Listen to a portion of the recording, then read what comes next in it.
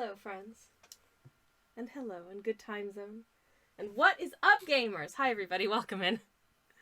Oh, good. My mic's working. That's a good start. I haven't accidentally unplugged it again. That's always encouraging. Anyways, hi. Welcome in. How are you doing? Dan says, Kelsh me up, and is having a lurk. Thank you so much for the lurk. I hope you have a lovely lurk time. And welcome on in. Hello. Many Distractions says, it's Kelshin time.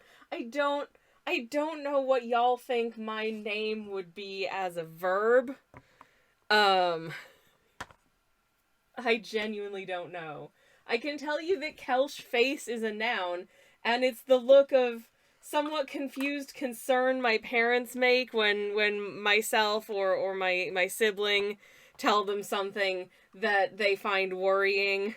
Usually something, innocuous that for whatever reason they are concerned by. It could be anything, honestly. It's great. Anywho, hello. Dan says, I'm not really lurking, I just wanted to redeem something. Aw! Well, thank you for the redeem, I appreciate it. Shall we go attempt to look at some art, perchance? Wouldn't you know it? It's this again. Is this one again? I had every intention of finishing this off screen, but, I had, an ickle bit of a hiccup, on Tuesday and Wednesday this week, in as much as, I had, a medical appointment on Tuesday, which ended up taking up, a whole morning, so I had a few hours of catch-up to do elsewhere, and just general trying to sort of scramble and get some various orders of business completed before I take some time off for the holidays, because I'm going to be taking some time off for the holidays, which I'm very much looking forward to. I will be streaming tomorrow, I will be streaming Monday, and then I will be not streaming, I think, possibly until the new year. Don't quote me on that, because I'll have to check a calendar, but I think I might not be streaming until the new year, so, But I will be streaming tomorrow, and I will be streaming on Monday as well. And then once January hits, we are right back to the regular schedule, because I'm having a good time, and I hope you are too. I'm just going to once again fill my water cup out of my drinking water bottle, because, I mean, it all comes out of the same tap, so who cares? Anyways, but yeah, I did not have time to give this the attention it deserved in terms of finishing it off stream. So I decided we just bring it back and complete it real quick today. I've got other things. I've got one sketch, and I've also got other ideas in the old brain tank for things we can work on when we get this done, assuming we do get it done in a reasonable space of time. But yes. Anyways. Many Distractions have to be on station. No is a word. I mean, it's not. It's just my name. But yeah. Many Distractions says, oof, hope the medical stuff wasn't too stressful. Not particularly. It was, to be honest, I think the most stressful part of the day was, so I was having tests done at the hospital, and I think the most stressful part was when I went to the reception desk of the one department, and I wasn't sure I was in the right place. And she signs me in, she's like, okay, just go around the corner and take a seat. And there was, like, a row of seats, and then some weird stuff, and then a locked door where there was a whole bunch of construction going on behind it. So I was like, is this the right place? I don't know. I'm concerned. Anyways, it turned out to be fine. It was fine. But the entire time I was waiting there, I was like, I don't want to leave, because what if they call my name if I leave? But then if I'm in the wrong place and they call my name, I'm not going to be there anyway. So I was stressed about that. But once sort of the actual, like, gubbins got underway, it was fine. I did get to see the inside of my chest, which was fun. You'll never guess what was in there. It was treasure. And, the treasure chest, get it? Anyways. But yeah, it was fine. Hopefully everything's fine. I don't know, obviously. But it's not because of anything super serious. So there's that. Anywho. So yeah, it was okay. But yay! I have more appointments tomorrow and more tests. So, my getting stuff done time before the holidays proper start is really starting to dwindle. There's a personal project I've been trying to get done that is a gift for someone. Not a Christmas gift, but just like a general gift because of a personal reason. That I've been trying to get done for weeks, and I just haven't had time to give it the justice that it deserves, because I can't do it on stream, because since it's for someone, it's a surprise, and there's every chance that they might stumble upon one of my live streams while I'm working on it and be like, oh, is that for me? And then it's ruined. So, anyways. Dan says, Sammy, you're an artist. Nobody expects you to keep to any kind of schedule. And honestly, I really appreciate that. Also, hello, Aoife. Welcome in. How are you doing? It is very, very, very wonderful to see you. Welcome on in. And hello also, Joe. Welcome, welcome. Hope you're having a beautiful day. It is very lovely to see you as well. Anywho, what was I saying? Oh yeah, keeping the schedules. I'm so glad that you said that, because when I started doing art streams, I really felt like I felt like it was in the interest of keeping sort of things to a reasonable pace and keeping things interesting for people that I start and finish an art piece in the space of a stream. And I'm really glad that I've allowed myself to move away from that, because I think it's allowed me to sort of like deepen my practice as an artist, to be able to take more time and consideration into things, and also just go into a little bit more detail. To be honest, for years, I mostly just sort of colored things very flatly, and it was only in extreme circumstances that I'd really bother with things like, you know, sort of what's the light source of this painting and that kind of thing, and, you know, letting myself do really detailed backgrounds and that kind of thing, because no, I had to get it done quickly. And it's so much nicer. It's so much nicer to be able to kind of linger over things and be a little bit more deliberate. I don't know whether or not this difference is reflected in the quality of the work for other people than myself. But also that, you know, who cares? Honestly, who cares? I love that people think that my older art is good, or that they enjoy my older art, even if it's not objectively, like, as skilled as I am now. That's just being a person who has been working at something for a number of years. I look at my older artwork and I go, geez, you know what, if I were to do that now, I would do it a lot differently. I'd add more of this, and I wouldn't do that way.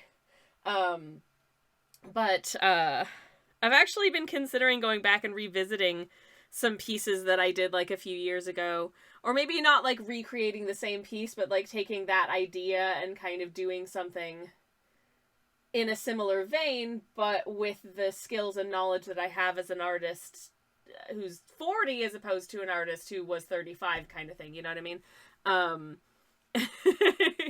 Sometimes I feel at a disadvantage as an artist, because a lot of, you know, artist people I see are like, oh, half my age and doing things at a level of detail and, you know, impressiveness that I could not even begin to aspire to. Nor do I particularly care to, because they're working in styles that I don't want to work in. But, because I kind of arrived at doing art in a serious way a lot later than I think a lot of people did, or at least I did, and then I stopped. And then I did some more, and then I stopped. And I was discouraged from starting. So it's been a struggle. And I realize, you know, you say like, oh, you know, these things don't have a set timeline or that kind of thing, but there is kind of a feeling that, like, I don't know, I just feel, I feel like kind of a late bloomer who's behind in everything that I do. And I realize that's a silly way to think. And I don't think about it in that way very often. But every once in a while, it kind of, yeah, you know, but, you know, like, in the same way that I don't have to start and finish an entire art piece in the space of a stream for people to want to show up and enjoy it, I don't have to keep to anybody else's schedule when it comes to, you know, like, enriching my practice as an artist. So, I don't know. Anyways. Ooh! Aoife is caramelizing onions in the other room, so I'm lurky. Oh, friend, That's so exciting, though. Caramelized onions are so delicious. I love this for you. Are you making something with them? Are you making like a chutney or like an onion tart or something like that? Or are you just planning to have a big bowl of onions for dinner? Because either way, delightful. Or onion soup even. I don't know. Anyways, I hope that your onions go well. Anywho, Sammy Ann, hello, welcome in. It's lovely to see you. Welcome, welcome. And Tals as well. Hello, showing up to enjoy a Sammy stream. It's lovely to see you. Thank you for showing up. The reason I keep doing this in front of a live audience, I started streaming art as a means of having like a public accountability to force myself to produce new artworks on a regular basis. Because at the time around sort of like 2020, 2021, I got into just a big art block, and it was making me really sad, and it was really hard to motivate myself to produce new stuff for a while. So forcing myself to do it because there are people expecting me to do it was really helpful, and it really kickstarted my ability to you know, to work on art regularly, and I'm so grateful for that. So thank you everyone for continuing to actually show up for these shenanigans. I do appreciate it. Anyways, but oh my goodness, Aoife has reported. Aoife says, something really cool happened to my sister-in-law. She and her book were the topic of a question of who wants to be a millionaire. That's so cool! Your sister-in-law's famous! That's awesome! That's really cool! I don't know if I've known anyone who's had a family member who was a question. That's really cool. I love that for her. Hell yeah. Oh, Sammy Ann says, I feel badly for intruding on their cozy walk. Oh, don't you worry about it. We're gonna finish this, the line weight, sign this, excuse ourselves, and let them continue on with their walk. And then they're gonna go back to their cabin.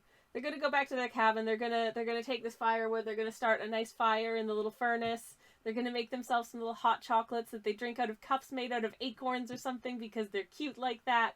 And they're gonna snuggle down under their cozy little patchwork blanket and I don't know, probably have a little bit of a cuddle and a kiss as you do. So they'll be all right. Many Distractions says, I feel similar about my early writing. I kind of cringe thinking about it. Oh, that's a mood. Oh, that's such a mood. I went back and reread some of the piece that I'd written that was the basis, that ended up being the basis for a submission to a film school that I was accepted to many years ago. I didn't go for money reasons, basically. But I was accepted to this film school on the basis of a treatment that I'd adapted out of this short story. And I go back and I read it now and I'm like, ugh. But all that means is that in the intervening years, you've grown as a person and as an artist, and your practice has grown and your skill has grown. So things that you looked at and you were like super proud of back then, you had every reason to be super proud of because they probably are very, very good. But you're even more good at the thing now. So you should feel extra good if you can go look back on your old work and go, oh geez, I want to go in and edit this, you know? That means that you're getting better and better, and that's awesome. Love that for you.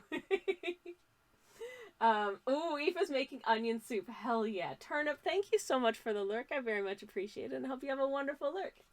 Aoife's making onion soup. Delicious, delightful. I love that for you. I would say I want onion soup, but I do actually have soup for dinner. It probably has onions in it, but it is cauliflower cheese soup with kale, so yum yum. If that sounds familiar to anyone, yes, it is the, like, Yorkshire soup, carton soup that you can get from the supermarket, because sometimes I don't want to commit to cooking a full meal from scratch after a stream, because I'll finish at, like, 7 or 7:30, and then we end up eating at, like, 8:30 if I'm like, yeah, I'm gonna make cow soy! Anyways, oh man, why did I say that out loud? Now I want cow soy, which I've not had in ages, and it is so good. Anyways, um, it was the fifth question, so the first hurdle, says Eva. Oh man, that's awesome. That's awesome. I love that for her. I love that for your family. That is so good. It's genuinely so very cool. The supermarket's as many attractions. Hell yeah. The supermarket. Oh man, I'm looking forward to my suit tonight. I think it's gonna be nice. Anywho, these are some gnomes. Older viewers may remember these gnomes because we've been working on them for like the last, I don't know, 2 or 3 streams, I think. But we're back here. When we finish this, and I'm sure we will finish this before the stream's out, because I really only got line art to do. And not even all of the line art, because we've completed some of it already. But I do have this little creature that I really want to paint using, all those moon glows I attempted to blend the other week, that none of them really worked. None of them are an exact dupe of the moon glow paint, but they wouldn't be because that uses anthraquinoid red, which is not a light fast paint. So I wanted to swap it out for something that has a better light fastness rating, just in case. I don't necessarily plan to sell originals of any of these, but who knows, I might want to, or someone might want to buy one.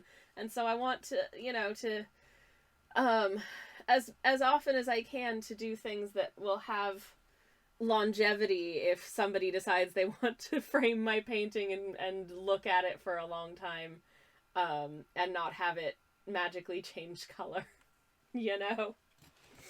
Anywho, this I doubt anyone's going to want the original of, but it's just a little winter creature loosely based on me, honestly.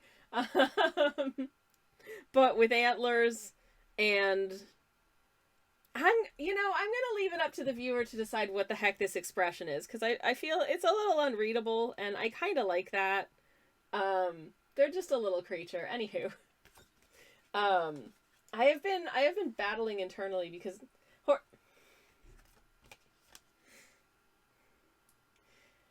hello Sledge, hello my dearest darling, my beloved moderator / spouse.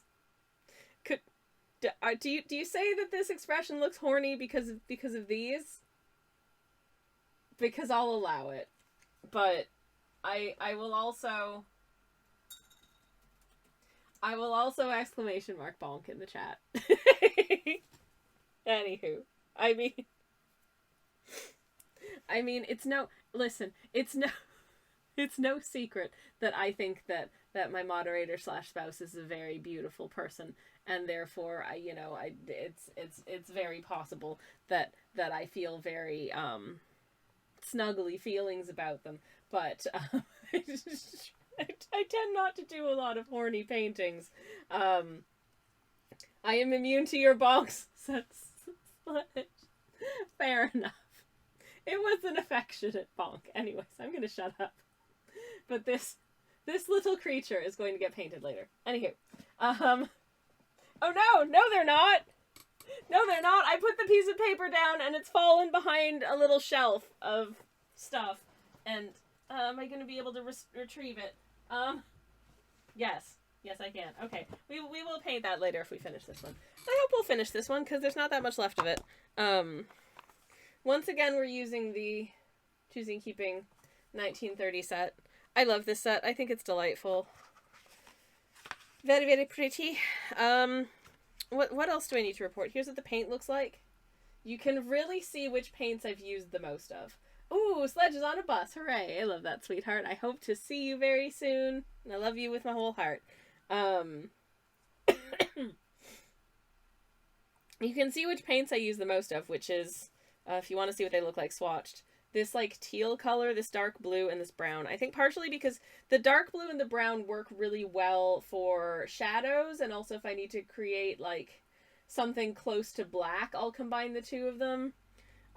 Blend those together for like shadows and that kind of thing. For instance, these trees are largely brown with a little bit of this blue in it. Anywho.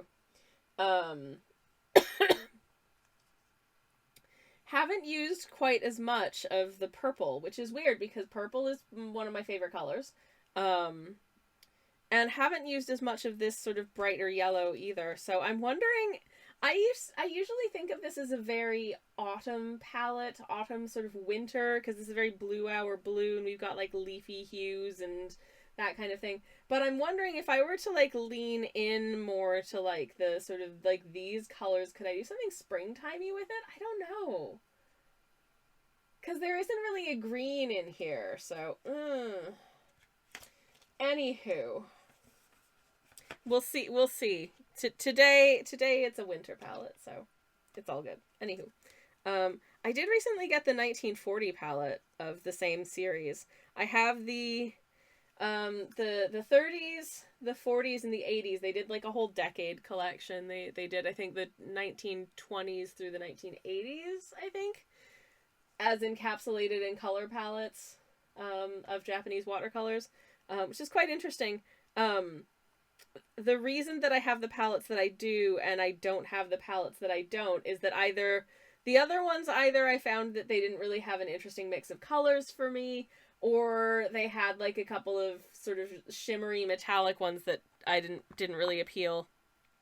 Because I do like applying sort of shimmers and metallics and iridescent and pearlescent and opalescent and interference and duochrome colors to my paintings, but I don't like doing it super often because they just don't read well on the computer, and most people don't ever look at my originals because I don't sell my originals very often, and it's rare that people want them, so but if they did, I would use shiny paints.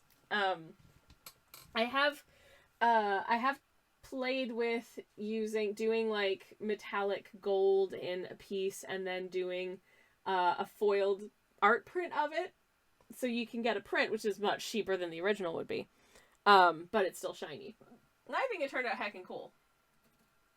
You can find it in my shop. It's Hollow Knight art for those who are into that kind of thing. I also have considered the possibility of doing like a standard art print, but then actually like that's meant to have sort of shimmery metallic elements in it, and then actually going over the shiny bits with actual paint. So each piece is going to be, it's an art print, but it's an art print that has also been painted on, so it's a little bit more fancy than just a regular art print would be. I think that would be really cool and fun, so that's something that I might look at doing at some point in the new year. I do want to do some cool stuff in the new year. I don't know if there's any interest in any of the cool stuff that I want to do in the new year, but I want to do it, so how about I do it anyway and manufacture that interest myself by hook or by crook, damn it. Anyways, thank you for the fight, Milks chat. I appreciate it. Oh, Turnip says, I'm lurking to say I got my print of cloth and it looks awesome with the shiny. It's hecking cool. Oh, thank you so much for saying so, Turnip. I really appreciate it. I do genuinely appreciate the feedback as well. That's really, really good to know. And I'm really glad that you enjoy it. Thank you, thank you. Anywho. This is my current line brush. Oh dear, my moderator / spouse is having just a horrible time. He got on the bus, and then a second bus stopped at the stop after he got on that bus that is of the same route, and drove past them on its merry way. And this bus is still sitting there. And apparently it's not due to leave for another 7 minutes. Why would they not just tell people to get on the next bus because this one's not leaving yet? Because now he has to wait. It just feels mean. This is like the second day in a row this has happened to him as well. I feel so terrible. Oh, he's gotten off and he's getting on a different bus that takes an alternate route but also goes more or less past our neighborhood, so... Oh, babe. I'm just gonna text back, oh babe. Hug emoji. Because that is the annoying faffiness sometimes of public transit, is it's hard to navigate sometimes. Ooh, brush, we're approaching the start of the actual art, and only 37 minutes into stream. Can you believe to learn? My goodness. Oh, Turnip says, I'll take a picture of my Sammy prints and post them in your Discord when I can, but they're wonderful. Oh, thank you so much. Thank you. It was very sweet. There is a Discord that we have, incidentally, for anyone who's not in it and would like to join. There's a link there in the chat. You can, if you have artworks that you make and you want to share them, you are very welcome to do so. If you make any kind of stuff, we would love to see it. That also includes, like, hey there, I made this Irish soda bread, you know? We love that. Or hey, this is a neat new flavor of tea that I'm drinking. Okay, so you didn't make that, but we still want to hear about tea because it's me. I'm drinking my advent calendar tea for today, by the way. I did get a tea advent calendar this year because of course I did. Today's advent calendar tea is actually one of my favorites. Normally it's the mojito tea, so I was like, hell yeah, I'm having this on my stream. It's delicious. Oh yeah. But also, if you want to know what my stream schedule is going to be for the week, that will be on the Discord. If you want to let us know when you're streaming, if you stream, you can do that on the Discord as well. There's a channel for shameless self-promo because we love to see it. I love knowing when y'all are streaming. And if I can, I do like to swing by for a lurk as well. Yes, anywho. It is a quiet place, but we have fun there. Anyways. Okay. I'm going to start doing some paintings. I'm going to do a little cough first, and I do apologize for that. I think the next color I want to do of all of the colors that we've got going on here is probably the blue, and then we'll do like the black and the red and this little log pack and stuff. But let's do blue things first. So just picking up some of this blue paint. I think that this blue paint is actually made up of 2 pigments, because you can see in some places, you can see it really clearly on the swatch, that they're like the sort of like water line at the edges here is greener, and then there are little sort of like patches of sort of a heavier, more straight ahead blue pigment, which I think is really neat. I have no idea what pigments are used for any of these.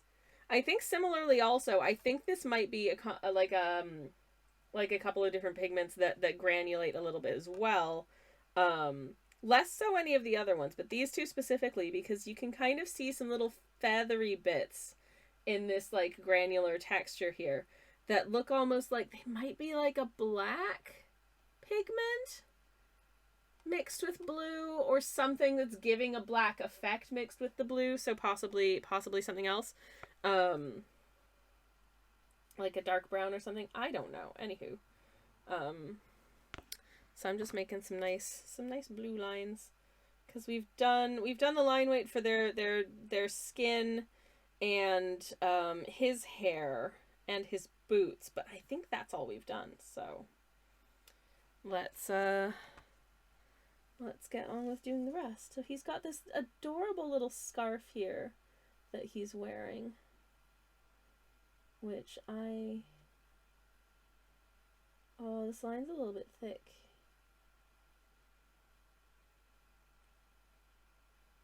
Which I really liked getting to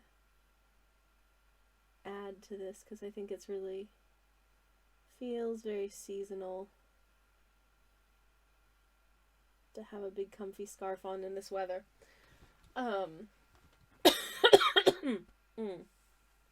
Anyways, maybe I'm gonna go out on a limb and guess that one of these 2 knit that scarf to match his little hat, which is very cute of them.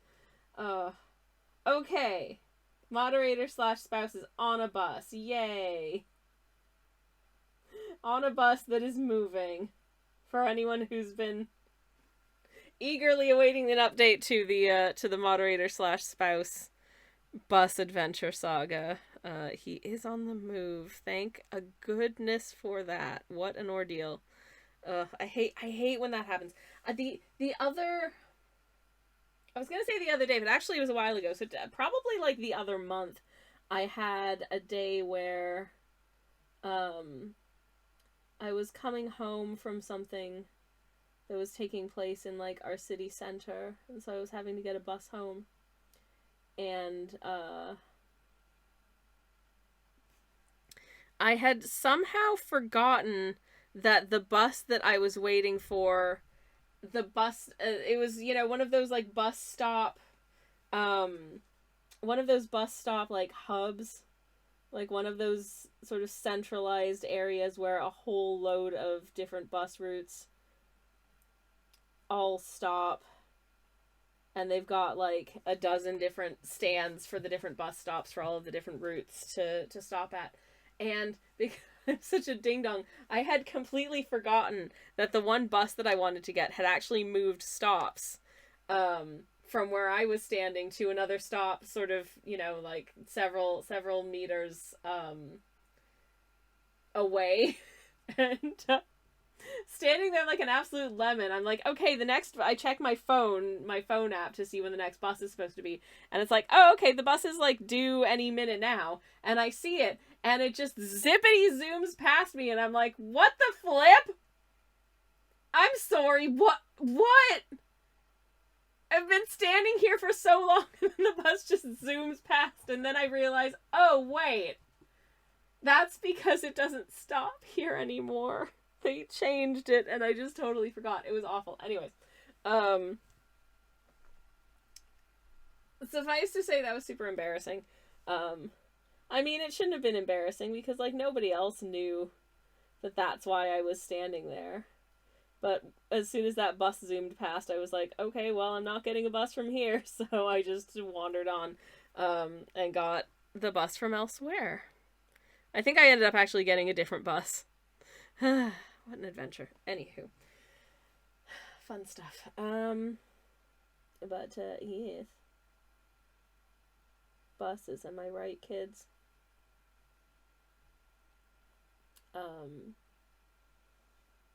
Okay. These fellas have the right idea. They're just walking. They're just walking instead. Love that for them. Okay, I'm gonna, for the white portion of the coat, I'm still gonna use this blue, but I'm just gonna pale it out a little smidge so it's not quite such a sharp line. For some reason, that's something that I want to do. Hopefully that'll work. Hell yeah. Okay.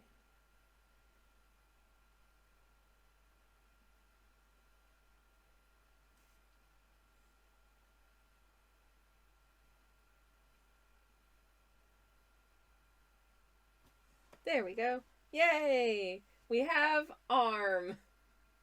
Hooray! Hopefully it makes some kind of sense. I really hope that these fellas go on to have a wonderful, magical, delightful evening together. I wonder what they're gonna have for their din-dins. I wonder what they're gonna eat. I'm sure it'll be something delicious. Maybe a nice little bean stew of some kind. Maybe an onion pie. A few months ago, I saw a recipe for an 18th century onion pie that just sounded so stinking delicious to me. Because it was like potatoes and onions and apples and seasonings and butter encased in pastry and baked until soft and flaky and delicious. And I'm like, yeah, I would like to eat that, please. That sounds so good. Oh my goodness. Hell yeah.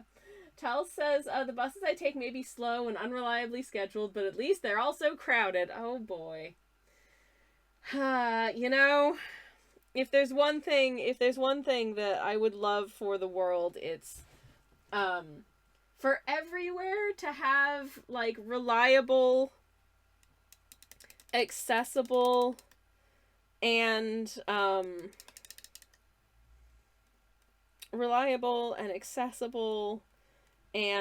well considered public transit.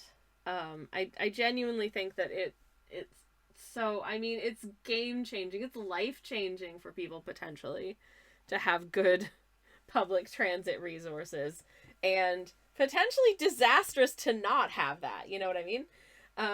18th century, says Dan. Surely it's gone off by now. Yeah, it might be just a little stale, just a smidge, but you know, nothing like 5 minutes in the air fryer won't fix. Anyways, yeah, there are a lot of places that I'm like, oh man, I would love to visit here. I would love to move here potentially. That seems like it would be a lovely place to live. But no, it wouldn't be for me because the bus runs once an hour. And it's slow as molasses, you know? Like, no, that's awful. I could not do that. I could not do that. In previous iterations of my life, I have had work commutes where the buses have been quite infrequent and I've had to travel quite a distance. And it ends up being, you know, sort of a choice between, okay, do I get to my job potentially like an hour early every day? Or do I run the risk of being 5 minutes late? Which of these is more acceptable? To me personally, obviously it's the latter, but to my managers, it might be the former. Which is, it's a struggle. And I don't, not a fan. Good public transit makes such a difference, as Tulls. It really, really, really does. I think that like investment in good public transit and good, like, really taking into consideration what is going to be the most useful for the communities using this transit, how to incentivize people to use public transit. And that probably means making it, you know, like, frequent, with stops in places where people are. And having it be reliable and on time and comfortable to experience, and going to places that people need to go. Will really, really makes a difference. But I also understand the risk inherent in, if we invest millions or billions or however much, I don't know how much it costs to implement public transit stuff. If we invest, let's say millions, if we invest millions into, you know, creating this new light rail system or this new tram line or this new bus route or whatever it is, and there's like little to no uptake, we'll have lost a ton of money and wasted a ton of money. But it's like, okay, but what if there is? You know? What if there is? If at the moment there's nothing, then that's worse. Anyways, I have thoughts about public transit. Can you tell?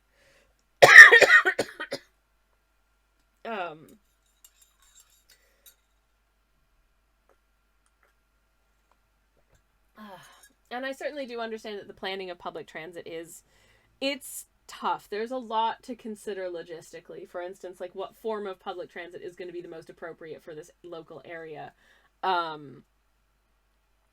Like, my city is a medieval city that is not built to have, like, trams or a metro or anything like that. So all we got is buses. And because of the way that the road systems shake out, that means that there are times of day where it's just going to take absolute flipping forever to get anywhere on the bus. And it's very frustrating because it's just rammed with other car traffic. And having more better buses to dissuade people from using cars is never quite going to be enough, I think, in this case. So, you know, to, like, decrease the amount of cars on the road, try as we might, So I don't know what the solution is to that. They have built bus lanes in areas, but also just because of the way that the roads are, because this is a very old city, there are a lot of places where there just isn't enough space to implement a bus lane on the road. So, anyways, Tulsa's around me. It's gotten a little bit better than it was, but it still isn't great. Well, I'm glad that it's improving, but I'm sorry it still isn't good. I hope it becomes great for you. I really do. Ooh, Dan. Dan, really? Oh my god. Dan says public transport is free in Luxembourg, I think. Hello? Hello? Now there's an incentive. Telsa's BRB moving to Luxembourg. I'm in. I don't know a lot about Luxembourg. I've never been. But I'm sure it's nice. It has free public transit, and I love that. Love that very much. Especially consider it can get traveling around in the UK can get quite expensive quite quickly. I get adverts occasionally on TV and on YouTube and that kind of thing for like, hey, you want to go on an adventure, why not consider taking a train? It's better for the environment and it goes to lots of cool places. And I'm like, okay, that's awesome. But guys, you gotta make it cheaper. The price, like rail fares for between one city and another, rail fares in this country are inconsistent and sometimes prohibitively just crazy. Like, yeah, I should be able to just hop on a train, like from here to Manchester or whatever for, a day at the drop of a hat potentially. But I can't, because that's going to cost me like stupid, like dummy, stupid, expensive, stupid 3 figures of money to do for a journey that takes about 2.5 hours. It's a whole load of nonsense. Now, I recognize that these services have operating costs and staff to pay and yada, yada, yada, and I do think that's very important, but I also think that they could do more to incentivize people to actually use it. The end result of this is that I just don't really travel around as much as I'd like to because it's too damned expensive. Ugh. Many distractions says also some places just don't have stations. Thanks, beaching. Don't get me started on beaching. Anyways. Oh no. My moderator / spouse has reported that someone is sitting opposite him on the bus who has a McDonald's takeaway and it smells delicious. Oh no. Oh no, I have said. That's just mean of them. Actually, speaking of, one time I was coming home from, I think it was like a press screening for something back when I was working as a journalista. I was coming back from a press screening in London in the evening and I was taking the train home. And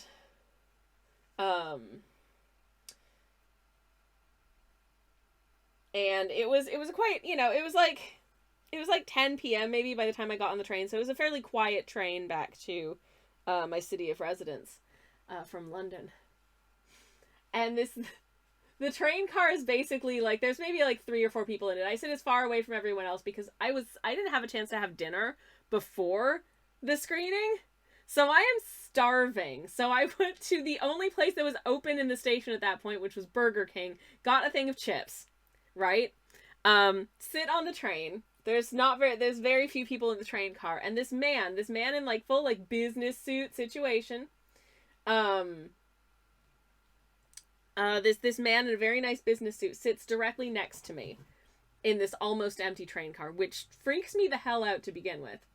And he's just like, he's clearly absolutely blasted.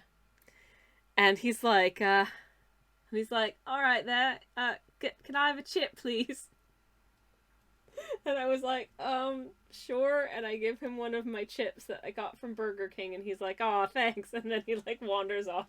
I was like, what the hell just happened? What is this country?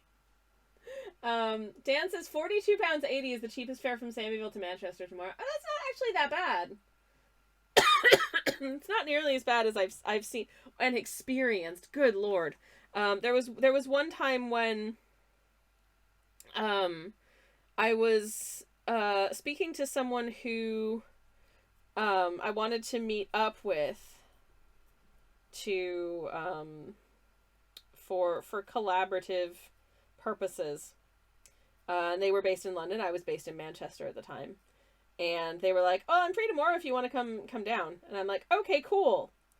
And had to look at like the bus fares and stuff. And getting at that point, it was like, I don't know, Thursday evening. Getting a train there for the next morning to get there for lunchtime would have cost me, I think at the time, the cheapest single ticket that I could get to there was £250 for 2 hours on the train. So I ended up getting up at like, I don't know, I think absolute 4 a.m. and getting a bus instead. The return trip was a completely normal price. It was like 30 quid or something. But to get to there, £250. And I was like, huh.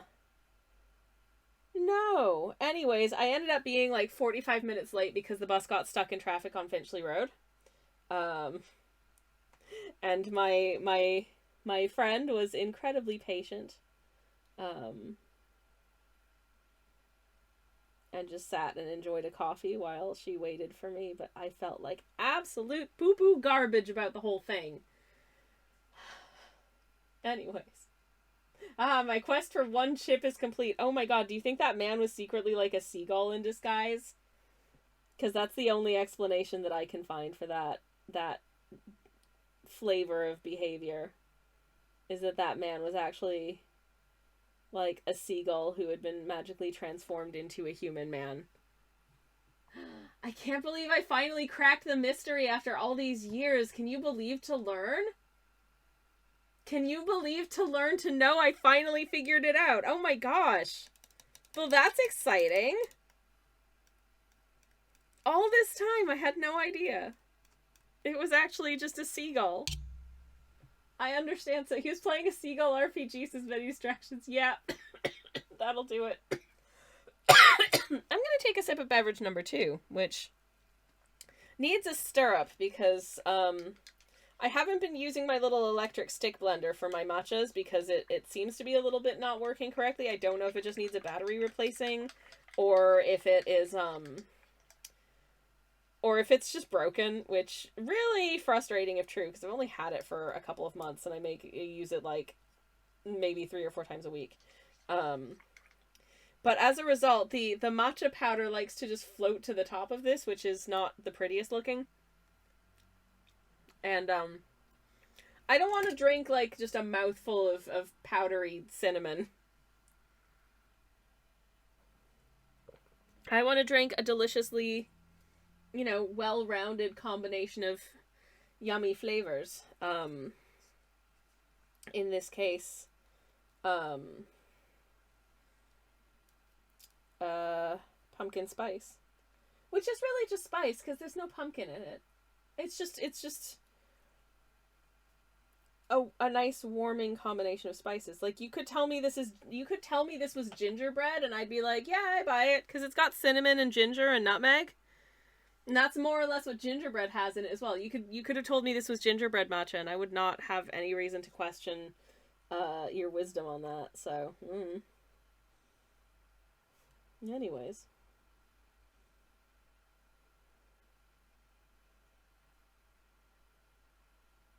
Okay. I'm just filling in as best as I can these happy little loggies. You can see they're nice neatly sawn off little ends here and there, such that you can tell that they come from trees. I hope that you can tell that they come from trees.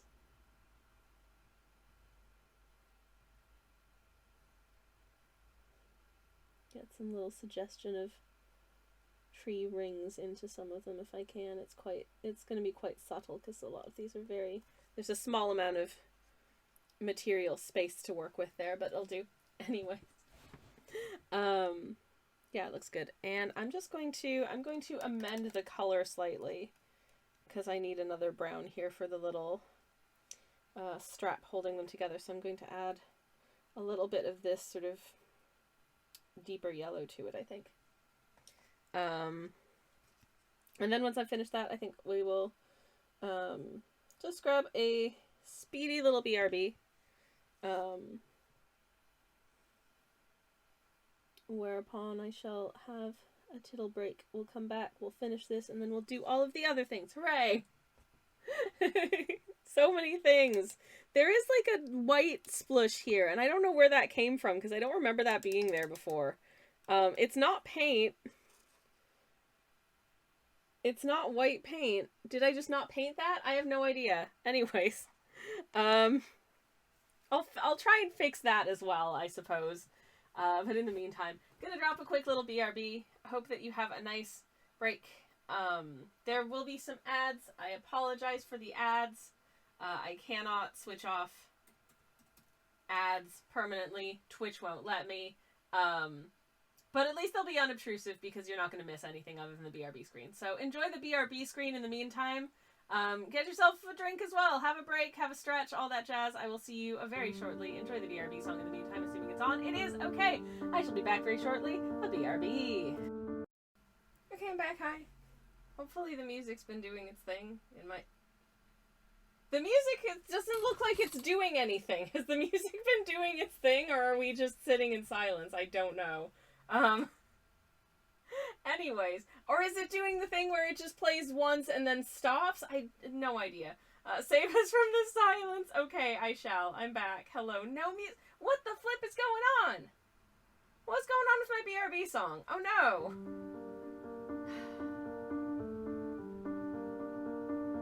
Well, there's no reason that it shouldn't be working. Okay. There we go. Yay! I fixed it. Okay, and now it's time to go back to the art camera anyways. But I fixed the music. It played once and then stopped. Did it? Because it used to just continue. But then it apparently stopped doing that, which is really annoying. I'm wondering if that's something like a default setting that got changed when my streaming software updated at some point or something, because I haven't changed any settings. That's really annoying. I'm so sorry. I don't know how long it's been doing that for, and I'm very sorry for the silence. You were supposed to be able to hear pleasant piano music. Anyways. So apologies for that, but it's fixed. It should be working as normal. I don't actually know how long the song is. Anyways, sorry about that. No music, but I had ads, says Joe. Okay. I'm sorry about the ads as well. Again, it is a necessary evil of the platform, as you knew. So fellow friend, what streams, Joe? Here, have a shout out, Joe, because I love you. Did you know that friend of the channel, Joe, here also streams? There you go. Now you do. Anyways. The BRB music also needed a BRB. Apparently suspending distractions. Oh! I love that. Okay, that's good. That's good. I love that. Thank you.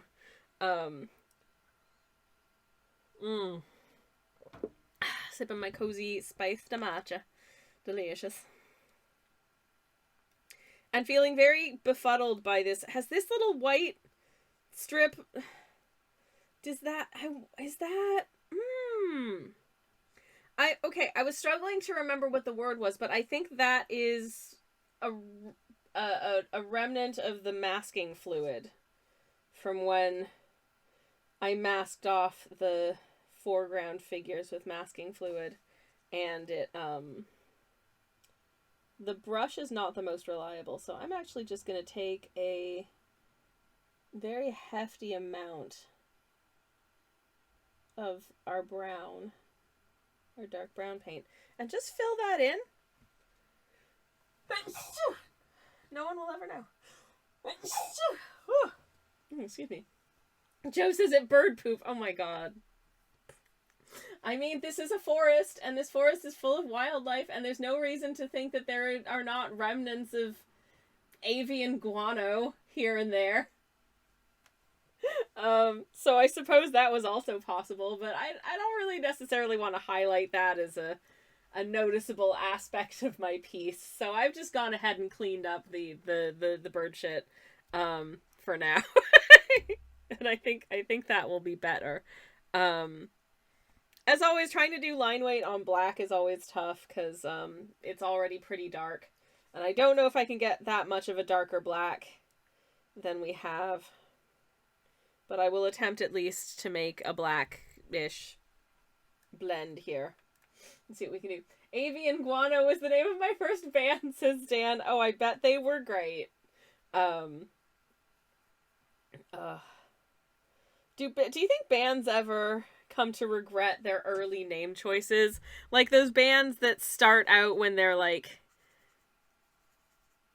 you know, like teens, like fresh out of, I don't know, like college or whatever, and they start a band, and they give it just like the dumbest, worst name, and then they get really popular, and 20 years later, they're still like touring and making records and stuff, and they're like, man, we should have picked a better band name.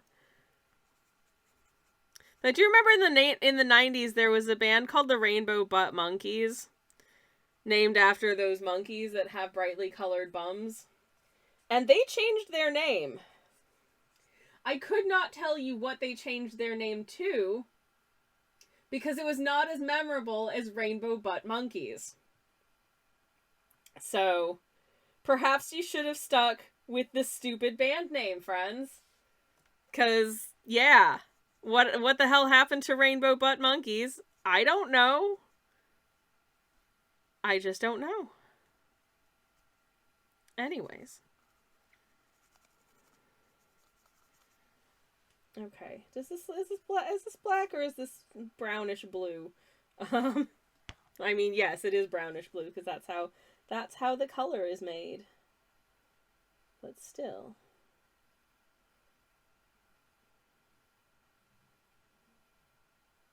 Okay, it's definitely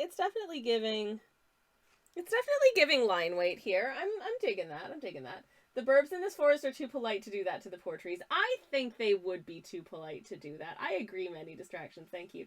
Tal says, now that you mentioned them, I do remember the name. See, there you go. It's a memorable name. I can't, off the top of my noggin, tell you much else about Rainbow Butt Monkeys.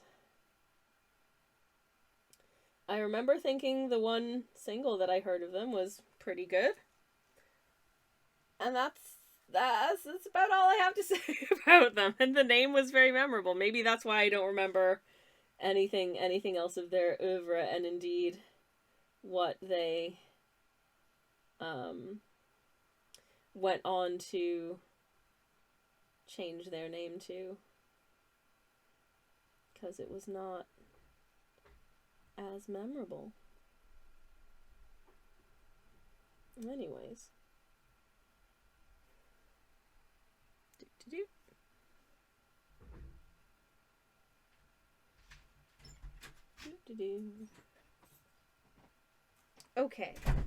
Okay, that more or less worked on the code. I don't know. Hey, Sunshine, my moderator / spouse is home. Yay!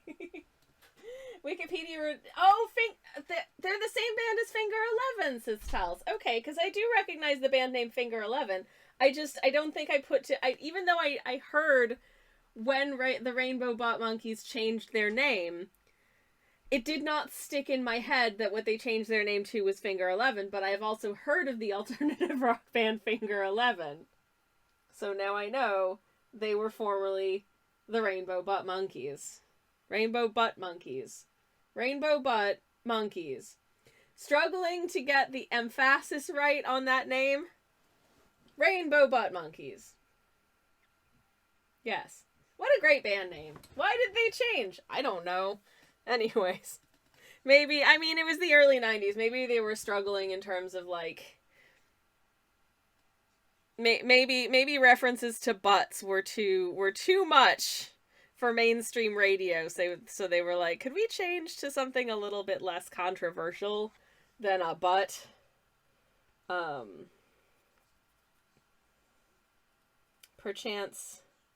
perchance that's why. I don't know. Anyways. Doot. Okay. Okay. It's time to do this beautiful hair. And it truly is beautiful. I hope I go as gray as gracefully as this little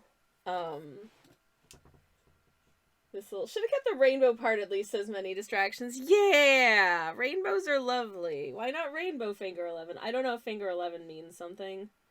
I mean, that's one more than the number of the fingers that a person has. Maybe it's something in reference to that.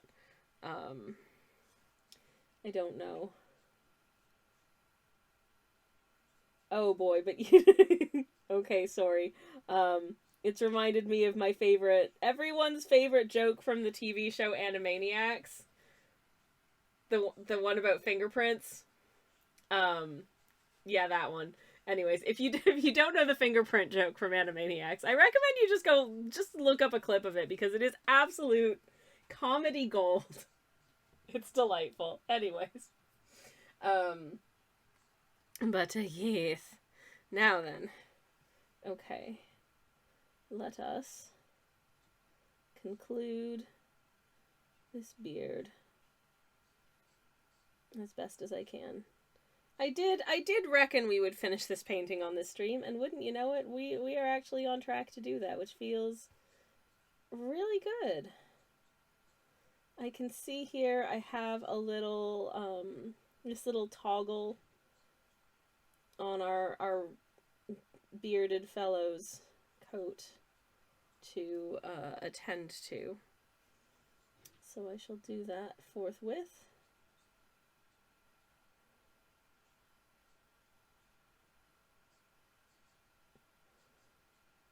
When I was a younger person, not necessarily a child, but also well into my adulthood, I always wanted one of these duffel coats that have the little toggles, like the little clasps. And I think it wasn't until like my late 20s that I finally got one, and I was so pleased. And it was so comfy, and it was very cute. It was like a nice sort of olive-ish, sort of deep olive green color, and it was lined with this sort of red plaid wool. It was very, very cute. Anyways, that was many years ago though, and it's very dead. I did buy myself a new winter coat for this year though, and I'm very happy about it. It is wool again. Well, it's a wool blend, but it is mostly wool, which is really nice. It's like a sort of tweedy herringbone pattern in like a light brown, and unlike so many wool coats that I've found, the way that the like structure and buttons and stuff are, it doesn't fit weirdly on me as a person who's 5 feet tall, and it makes me so happy. Oh my goodness. Yeah. Samian Art cheered. X100. Happy Yuletide and cozy vibes, my friend. Before I forget. Thank you so much for the 100 biddies. Thank you. That's really sweet. Thank you, Sammy Ann. And thank you also for the 3-stream steak. She says, I'm dropping in far too frequently lately. It's become a habit. I have no complaints about your presence in stream as frequently as you would like. We love to have you here. We love to see you. And thank you so much for the biddies. I really, really appreciate it. I'm going to go quickly say hi to my moderator / spouse because I haven't had the chance yet. So I'll be back in just a second. Ah! Sunshine! I'm sorry your journey was fraught. I'm sorry that person came onto the bus with delicious chip smells. Oh, babe, I'm sorry. And here we are having soup.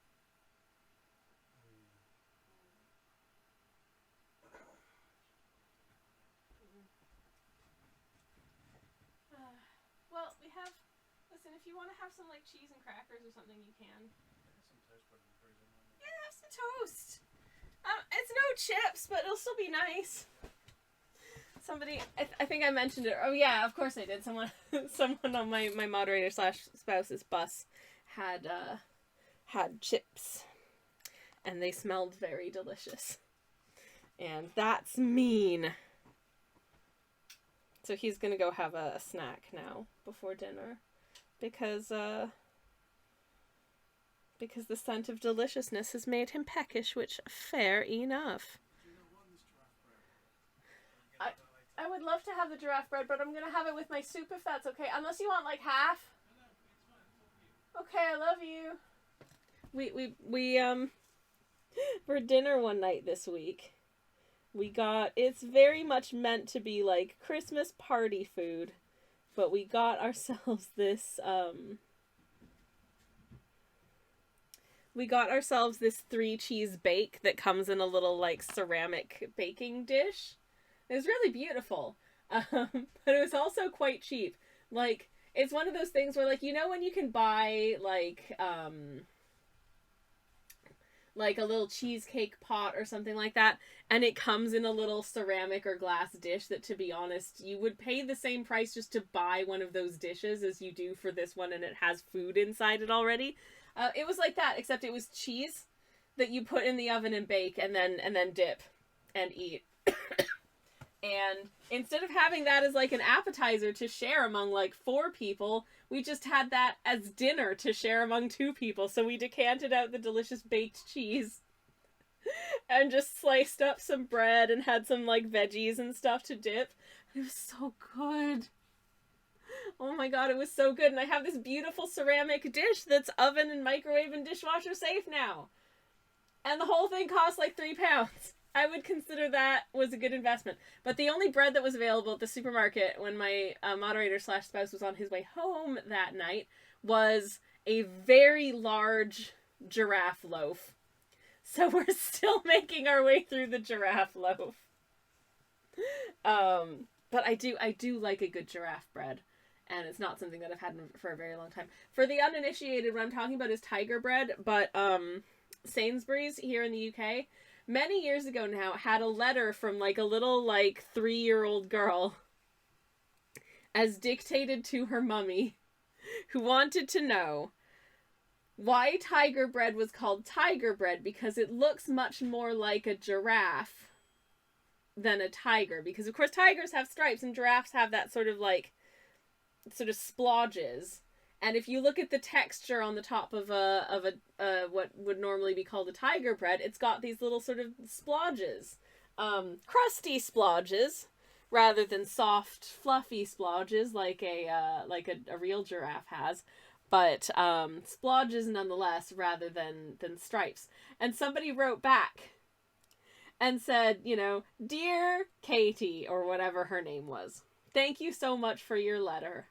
You're right, it does look much more like a giraffe. I have passed this on to our team, and I've enclosed a gift card for a loaf of giraffe bread." And now, ever since, when you go to Sainsbury's, they do not call it tiger bread, they call it giraffe bread. And I think that's so stinking cute, and I love it. And I wholeheartedly support it because it's correct. It does look like giraffe rather than tiger. Anyways, if you're from not the UK and you don't know what tiger bread is, because we don't have it in the old country back in Canada, tiger bread is not a known thing.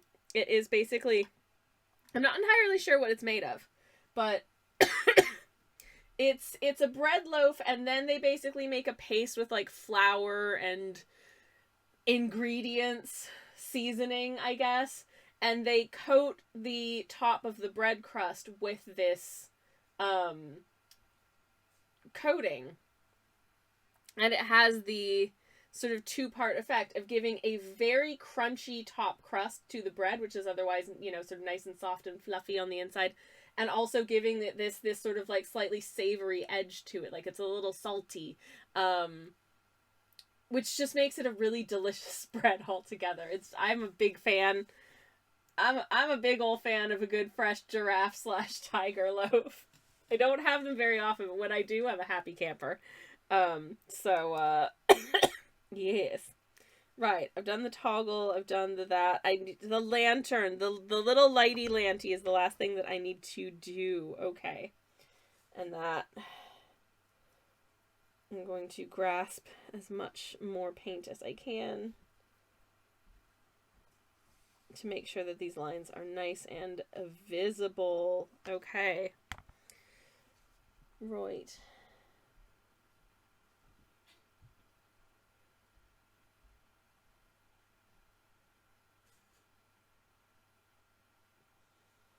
hopefully this will look fine.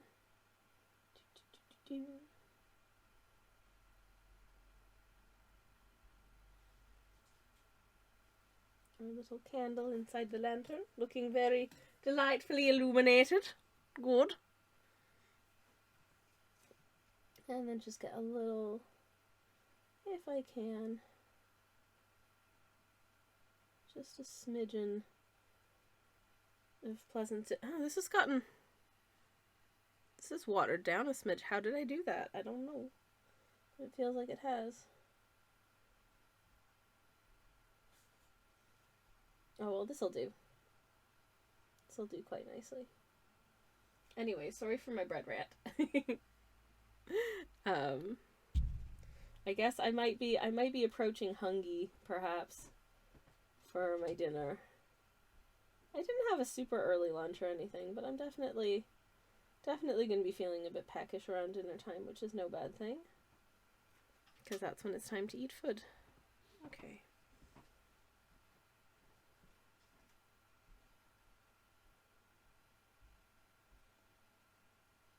Cool. Okay.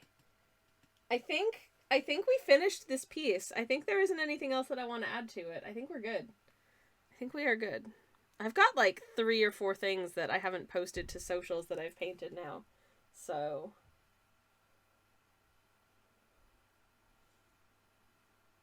which is good though, because that means that I've got a decent backlog for periods where I may not be as prolific over the next few weeks and stuff. I'm trying not to be like obsessive about maintaining an upload schedule of sort of works to social media to try and get ahead of the algorithm or whatever, because trying to fuss about that too much will just break your brain and kill your spirit to create stuff, because you can do everything that you're supposedly supposed to do to appease the algorithm and still do kind of badly. And then somebody else can rock up, post one thing every 3 months, not add any tags to it, and have it just do astronomically well in the algorithm, and you're sat there like, so the rules don't mean anything, they're lying to us, is what I'm getting. I get the impression that, I was told for ages that you should be making more video content on Instagram, and video content is what they're pushing more. So I would try to make videos, and then every time I make videos, no one, not even the people who are following me, are seeing my videos. So what's the point? They're not showing them to anybody. And it was very frustrating. Every time I'd spent ages making a nice little video, and it would be seen by, like, literally no one. Like, what am I doing? Shouting into the void. Even the people who want to see my shouting are not seeing it. So, I'm fed up with trying to appease the algorithm. I'm just gonna do whatever the hell I want. And if it lands, it lands. And if it doesn't land, then, well, poop. Anyways. I feel like that's a better way to live. Ooh, Many Distractions says it's gnome-tastic. Thank you so much. I really appreciate it. Thank you. I tried my best. I'm glad you like it. Aoife says my soup is great. Not sure if it's great enough to warrant the cooking time. 3 hours! Damn, that is a long soup. But it turned out amazing, at least. That's really nice. I'm glad that it's good. I really am. It sounds delightful. I do like a cozy onion situation. Many Distractions says, I'll be honest, I've never used Instagram in my life. That is fair. I would go out on a limb to say that you don't need to. If you don't feel like you want to, you're not missing anything. I find it a useful place to post art, but I also find it a frustrating place to post art at the same time. So, yeah. From a maintaining a portfolio of works perspective, I think something like Kara is probably more useful. For a communicating with other people perspective, I find Blue Sky is more useful. But it does have some features that are useful. I like being able to make and post little videos, and it is a convenient place to do that. And I do like sharing my art there as well, but sometimes it can be frustrating, for sure. Anyways, but yeah, we're gonna paint something different with different paints this time, because I've got other paints I would like to use. So what I am going to do, I'm going to give this brush a really good clean, and we're just going to set that to one side because I'm not going to need it again for a little while, but I want to leave it on its side there because it's wet and it's going to need a proper clean down with soap and stuff. Aoife says, I used it to share my art for a while, but that was before I understood what a hashtag is, so I barely had anyone see it except for my IRL friends. Yeah, and I'll be honest with you, the efficacy of hashtags in people actually seeing and finding your stuff is really variable. And I think hashtags, honestly, I'm not convinced they have a lot to do with it. And part of the reason for that is that a couple of, maybe like a year or two ago, they changed the way that hashtag search works, such that you can, it's basically impossible to see all of the recent posts in chronological order on any hashtag, which is exactly what I would like to see. But when you do a search, you can either see top posts, which is the most popular post in the hashtag, or recent top posts, which are the most popular posts in the hashtag in the order of recency, which excludes a lot of new things from people who maybe don't get a lot of likes or don't have a lot of followers yet. Things from people who just started their accounts. Things that just maybe have a smaller audience. And guess what? I want to see all that stuff. You know, I want to see... if I look at the hashtag Moomin hashtag, I don't just want to see things from the official Moomin account. I also want to see, you know, weird Moomin fan art. Oh, like a creepy painting that somebody did of the Groke who has 12 followers on Instagram. I want to see their weird oil painting, okay? And the way that tag search works kind of excludes a lot of that. And it makes discoverability of new things and new accounts and new people very, very difficult. So, I genuinely don't understand how you find new audience and how you grow on that platform now, because I've been sitting with roughly the same number of followers for a long time. Every time I post something, I lose a follower. Yeah, it's a little frustrating in that way, because I would love to see work from other people I don't know yet. I would also like other people who don't know me yet to see my work, and it doesn't seem to be built for that. So, it's one of those platforms where, unless you just happen to somehow break out of the algorithm on an absolute one in a gazillion fluke, it is kind of just popularity builds popularity. And if you don't already have that inbuilt to your account, you're never going to find anybody new. It's very annoying. And if you want to look at other people who, you know, don't already have hundreds of thousands of followers, you're not going to have them recommended to you. It's pants. And I don't like it. Oh, somebody made toast. And it smells really good. Oh no, now I'm hungry. Oh heck. Anyways. Eva says, I mean, back then it probably wasn't that way, but that was like 10 years ago. Oh yeah, 10 years ago there were definitely different things going on. It was less algorithmic back then, because you could just see a chronological list of posts from the people you follow, which you can't now. Anyways. Many distractions says, hashtag no zotes allowed! I mean, I did complete the neglect achievement in Hollow Knight, and that felt real good. Oh yeah, speaking of Hollow Knight, for tomorrow's Hollow Knight stream, I was thinking that I think maybe what I would like to do, if I can, is to see how... Now, I am not a speedrunner. I've never been able to speedrun anything. I am not made to do speed in games. But how much of a game that I'm quite familiar with can I cover within the space of one stream? How fast can I finish Hollow Knight, I guess? The answer is going to be not that fast. My first playthrough was, well into over 100 hours. So, you know. Anyways. Who could that somebody be, says Styles. I don't know because I can't remember what it was that the someone was in reference to. Hashtag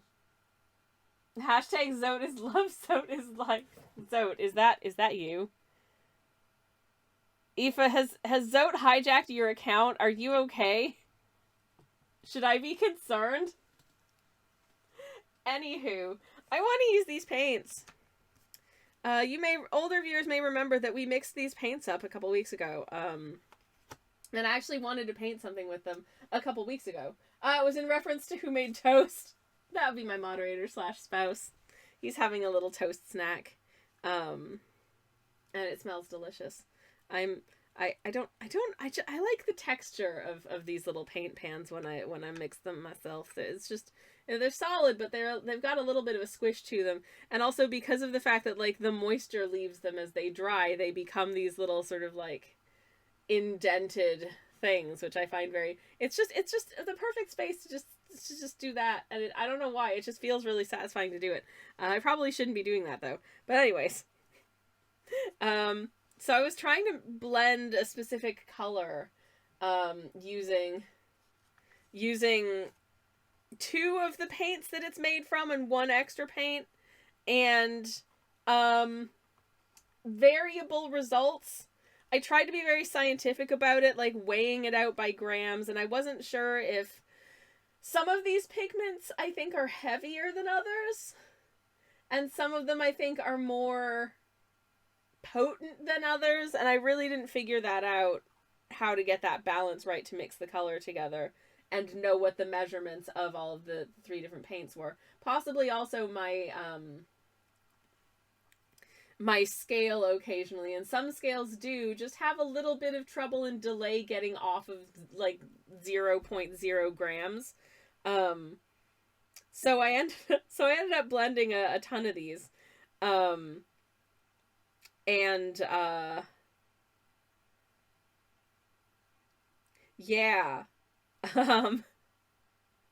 I think,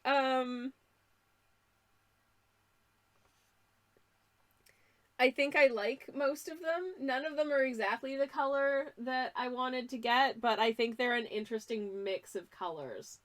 So I want to do some paintings with them. And that's exactly what I'm going to do. My favorite color ended up being this one, actually. And the magic of this color is this is where I just went crazy and gave up. In as much as I just ended up taking this color, which I didn't like at all. And I was like, what if I just add some of this to that? And that's what we ended up with, and I ended up really liking it. So, is that... Even no! This is a piece of ananas. I do not. No judgment, but I am not an enjoyer of the weed pot, personally.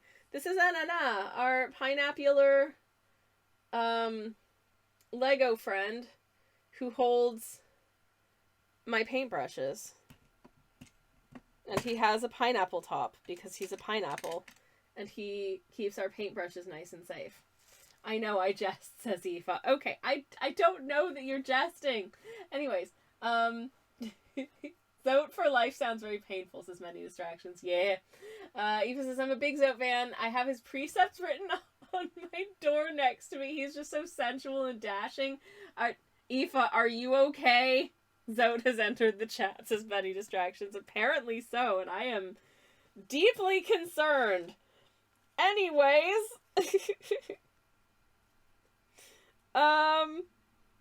Here's our paints. And I hope they're okay. Oh, heck. Okay. So, for these paints, I want to paint this little creature. So that's what I'm going to do.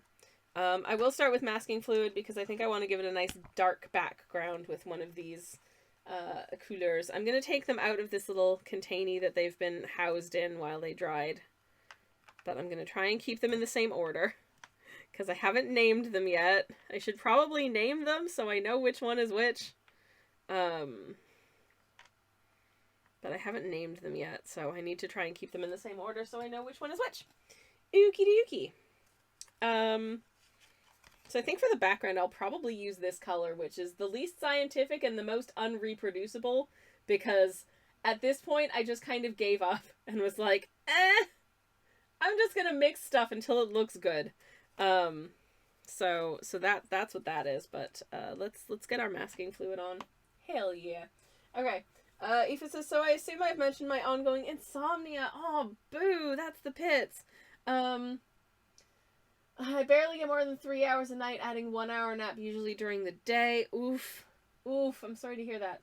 Yesterday I had the first good night's sleep in months. Yay! Oh, that's awesome. I love that for you. Congratulations on your sleep. Genuinely, that's awesome. Good job on the sleepage. We love to see it. Okay. All right. Now let's paint this tittle friend. See how we get on with it. See how these paints do. I mean, these are very standard watercolor paints that I have just combined into new colors, and the paints variously have come from, I think, Schminke, and possibly 1 or 2 of them were from Daniel Smith Paint. But the upshot of all that is that they're paints that I have used before, am familiar with, and can confirm are decent quality watercolor paints. And I do notice a difference. I do notice a difference in the qualities of, watercolor paint sometimes. Like, man, there is something very frustrating, I think, about when you're like learning the medium, when you're learning to paint, you probably don't want at the outset, or can't, depending on where you are in your life, to go out and buy the most expensive, nicest quality supplies. Because if you're a student, if you're not sure whether or not you're going to actually like working in this medium, it might be a bit cost prohibitive to go out and buy, a set of, let's say 12 colors is probably a good starting point. To go out and get 12 colors of, like, the best quality stuff. If it's, like, it can be, I feel like 8 pounds is pretty normal for, like, a decent quality paint tube. So the idea of going out and buying, like, let's say 12 of those, when you're not even sure whether or not you like using watercolor, or you're a student and you have, like, zero monies, and you need paints, they have student grade paints, and guess what? The student grade paints are worse. They're not good quality. Sometimes you'll see people, being like, why is my paint acting so weirdly? I'm having a really hard time. I'm using these paints. And someone will answer and say, like, oh, well, that's like a student grade paint, so honestly, like, the quality sucks. And it's not going to perform as well as a higher quality paint.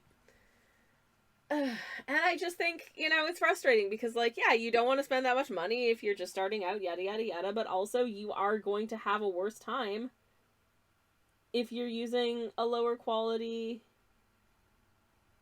less expensive product, because it simply is not going to behave as well as something that is made from better materials, that has more pigment, that has better pigment, that uses a higher quality binder. Likewise, your paper. If your paper is cheap, it's going to get chewed up more easily if you do, multiple sort of like washes and glazes and layers of paint. All this stuff is very frustrating when you're just learning to do stuff and things don't seem to be working out. And to be honest, you'd probably be faring a lot better if you had better materials. I don't really know how to solve for that. Apart from, I don't know. I don't know how to solve for that. Anyways. Aoife says, I was going to make green tea at about 5 to avoid having to take a nap, but I accidentally made chamomile tea, and then I napped for a solid 8 hours, woke at 1 a.m., and went right back to sleep until morning. Chamomile tea for the... It is a relaxing sleepy time tea for a reason. That sounds like a very good sleep, and it sounds like you needed it, so I'm really glad that happened. Many distractions as my night's sleep was sadly robbed by the stepdad who somehow kicked a table over whilst drinking. Oh my god! The rest of us were scared a window had smashed. He kicked a table over while dreaming? Wow. Oh my goodness, that's wild. I'm so sorry. That's such a wild thing to happen, though. Oh my goodness. Well, I hope your furniture's okay, and I'm glad that it wasn't anything more more of a big deal than that. That's super weird. I've never done anything that like dramatic while dreaming, but I've certainly like I've had situations where I've dreamt that I'm like walking somewhere, like I'm just walking down the road. It's a very mundane dream where I'm just going about my life, you know what I mean? And then I come up upon a curb and there's like a sudden drop and I trip over it, and in so tripping I like actually like my foot actually kicks out in real life and I wake myself up. That's happened to me on multiple occasions. It's very strange every time it's happened.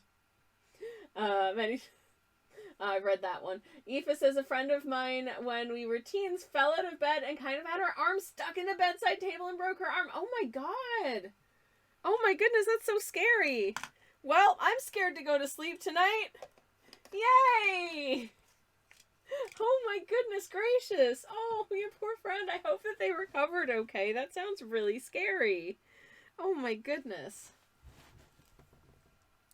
Yep, definitely afraid to go to sleep tonight. Fantastic. Didn't need a new fear, but now I have one. Yay! That's not going to stop me, because my exhaustion absolutely overrides my anxieties at some point, most nights, thankfully. I don't know if anyone else gets, like, the night thoughts, where you're, like, lying in bed at night, and your brain just goes, like, my brain will just go, like, what if you don't know your own strength? What if you don't know your own strength and go to, like, hug your partner and hug them so hard that you break a rib? And you don't realize that you could do that. Like, what if? And obviously that is completely implausible, because before I could hug that much, my partner would be like, ow! And I would know that I'm overdoing it. But also my arm strength is not that good. Like, I haven't been working out, so there's no way in heck I could do that. But tell that to my brain, and like, just after midnight when I'm still trying to drift off to sleep. Because it doesn't know that. It's just like, hey, but what if? And then I get all scared. Anyways. Fun times. Eva says, I remember that every time I move my furniture, you better believe I don't sleep next to stuff I could get caught in. That is very wise. Very, very wise indeed. I did bump my knee against my bedside table once whilst getting into bed, but that's just the perils of trying to navigate around one's own furniture in the dark, I suppose. Many strikes says he's fine. Oh, good. I'm very, very glad to hear that. But I got a headache thanks to it. Oh, pretzels. I'm sorry. That's pants. I hope that you're able to have some soothing tea beverages and take a medicine to ease that off. Speaking of tea medicines, my matcha is stone cold. Hooray.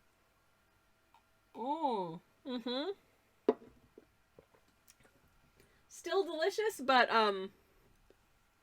interesting. Where's my brushie? There's my brushie. Just gonna very carefully tap my fingertip against one of these bits of masking fluid that's quite thick. Actually, what if I just tap the whole thing? It's tacky, but masking fluid just stays tacky, so that's fine. Okay, it's dry enough that I can paint, which is the important thing. Oh dear, he's not very apologetic when he messes up, so we're all kind of mad at him. That's fair. I mean, you know, obviously he didn't do it with any sort of intention, but that's still really frustrating. I'd be apologizing profusely. I apologize for things that are in no way, shape, or form my fault, all the time. If I'm walking down the road and somebody bumps into me, I apologize for being in their way. This is possibly somewhat of a character flaw on my part. I don't think I don't think I should do that. I just do anyways. I don't know. But I would certainly, if I did something loud enough to wake up the whole house, I would absolutely be very apologetic about that. Because, oh, beans. That's not fun for y'all. So I'm sorry to hear that. I am pre-moistening the canvas so I can just blob in a nice background and hopefully get it to granulate in some way. Because I think that would look really cool.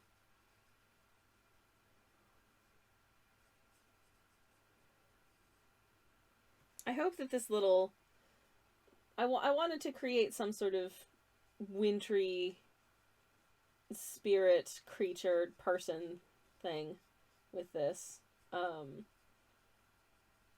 It's just a little image I couldn't get out of my head. You know, sometimes you just get an image in your head and you're like, I wanna paint whoever that is. This is what that was. I'm using this color for the background. I have no idea how this is going to turn out. So I'm just going to start picking up paint and we'll see what we get. Yay! I feel like these should all be good, weird colors for winter, is my hope. And I'm realizing in hindsight this isn't the color I meant to pick up, but I still think it's going to look really nice, so I'm going to go for it anyways. Ooh. Didn't take a lot to get a nice rich color onto my palette here, which is very fun. And now we're just going to drop it onto the wet paper and see what it does.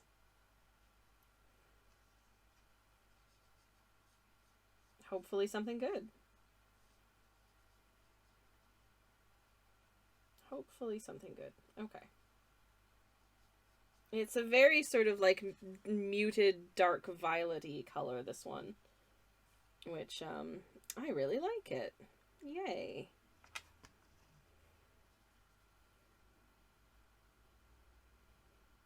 This is a mix of, it was French ultramarine, viridian green, quinacridone violet, and a little bit of cadmium red as well, I believe.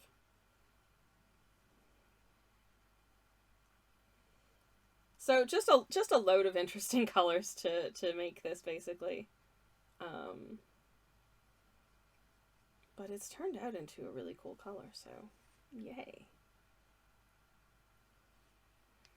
I hope this ends up feeling wintry. This genuinely isn't the... I'd meant to pick up this color, not this one. So that was a goof. But, oops, I love this color. This color's great. So I'm happy with that. I might end up, you know, because of this beautiful sort of like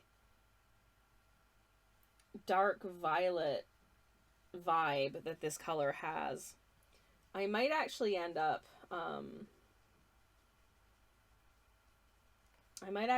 adding some little like gold sparkles into the background when it dries down with like a gold paint.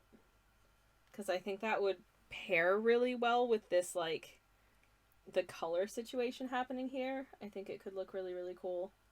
And I think that would be fun. So that's a maybe. For sure, for sure. Anyways, I just added a little bit more water so I can kind of move this around a little bit more. Because I feel like I wanted to get, you know, sort of a wet on wet effect here. And I feel like by the time I got to that side of it, it was kind of just starting to dry out a bit.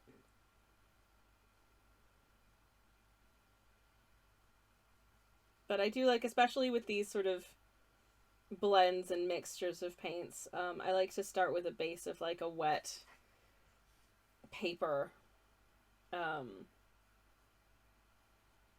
If I'm doing like a nice wash like this, because you get more interesting results. You can already see here that like the pigments are starting to do interesting things and move about in places and sort of settle to the bottom and sit on top of each other in interesting ways, which is exactly what I was hoping they would do. There are so many pigments in this that we're pretty much guaranteed to get some flavor of an interesting result, I think, because there's like 4 different pigments in this mix.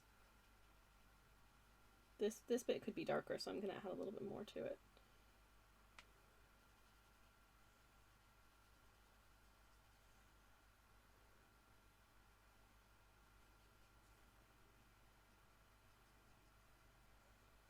And I got a little on this creature's gown, but that's okay, because I just got it on the masking fluid. So no worries about that. It's Sammy Claus' menu directions. Yeah! It's kind of, I don't know, a fantastical reimagining of me, but like a winter forest creature. It's what I could be if I was cool. So yeah, I'm pretty happy with that, actually. That's fun. I think I've got some interesting ideas with what to do with regard to the colors on the creature themselves as well. So I think that'll be fun to do.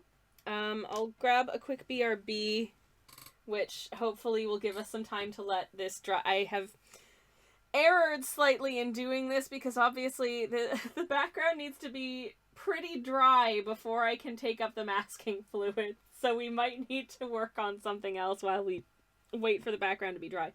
It's not the wettest wash I've ever done, so it might not take that long, but actually picking up and looking at it now, oh boy, it's real shiny. It's really shiny. Uh-oh. Well, that's okay. I had one other thing that I really want to paint.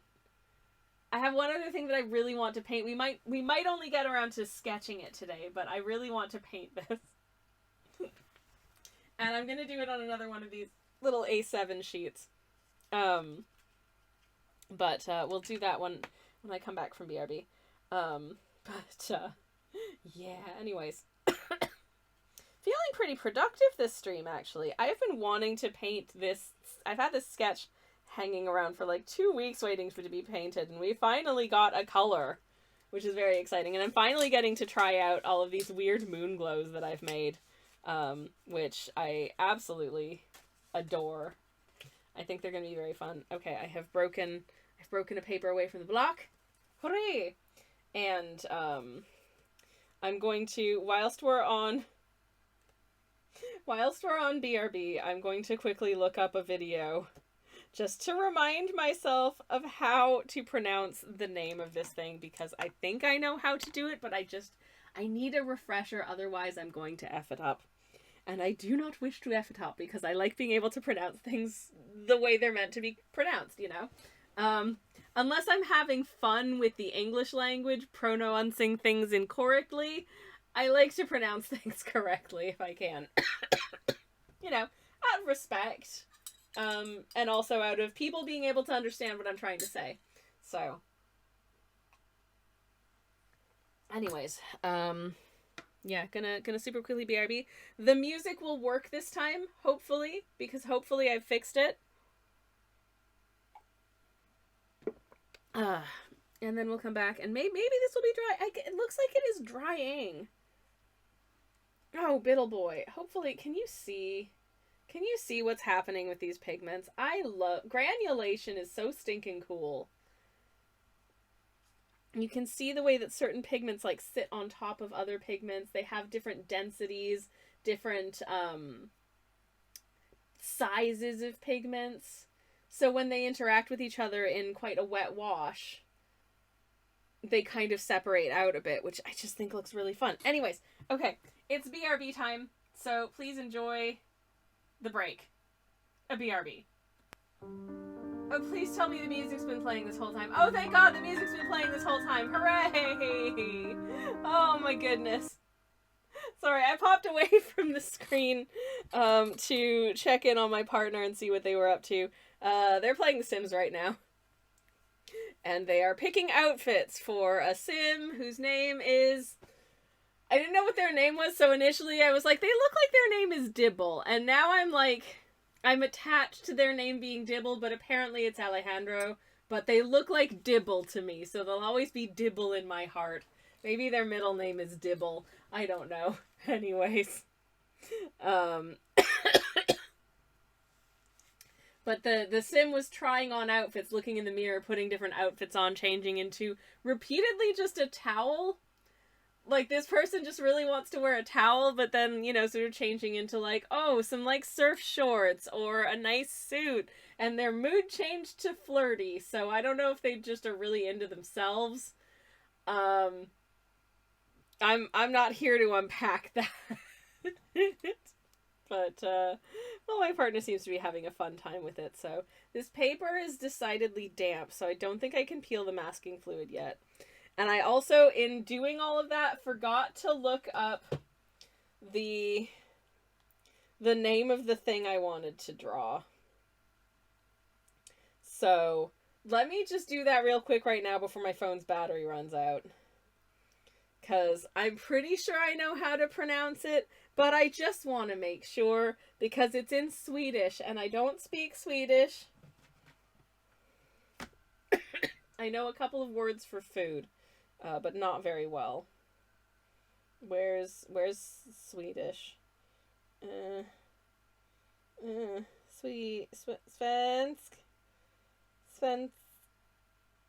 There we go. Okay. It's seasonally appropriate, so you may be able to guess what I'm thinking of.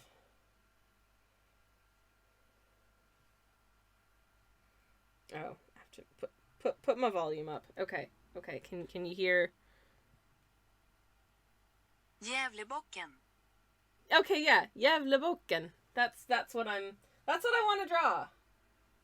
Is the Gävlebocken, which, if you don't know, is a big goat.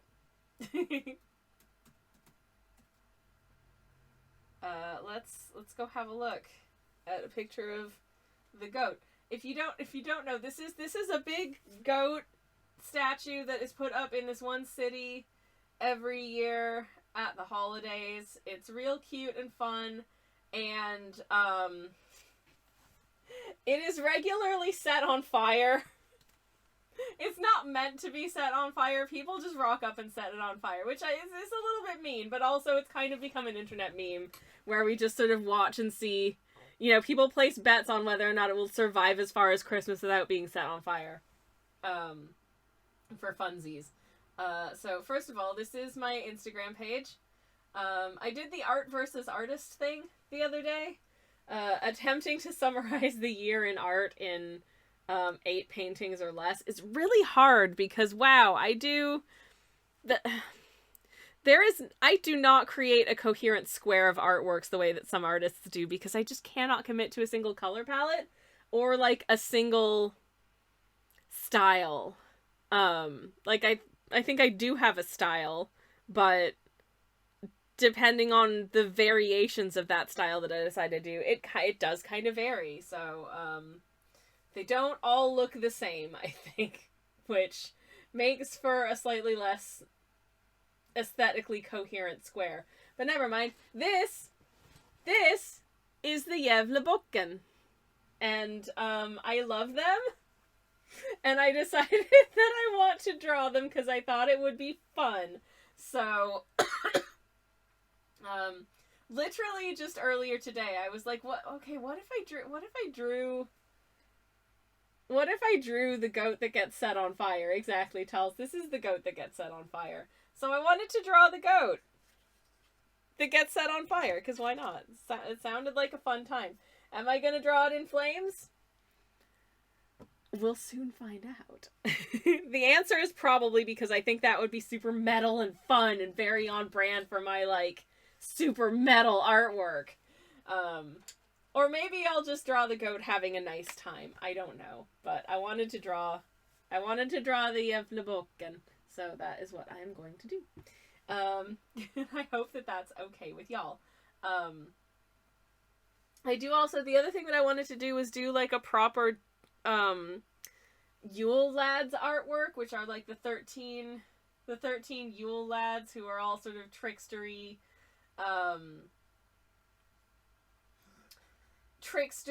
figures and creatures who come around at Christmas time and do things like sniff your doorway to see whether or not you're making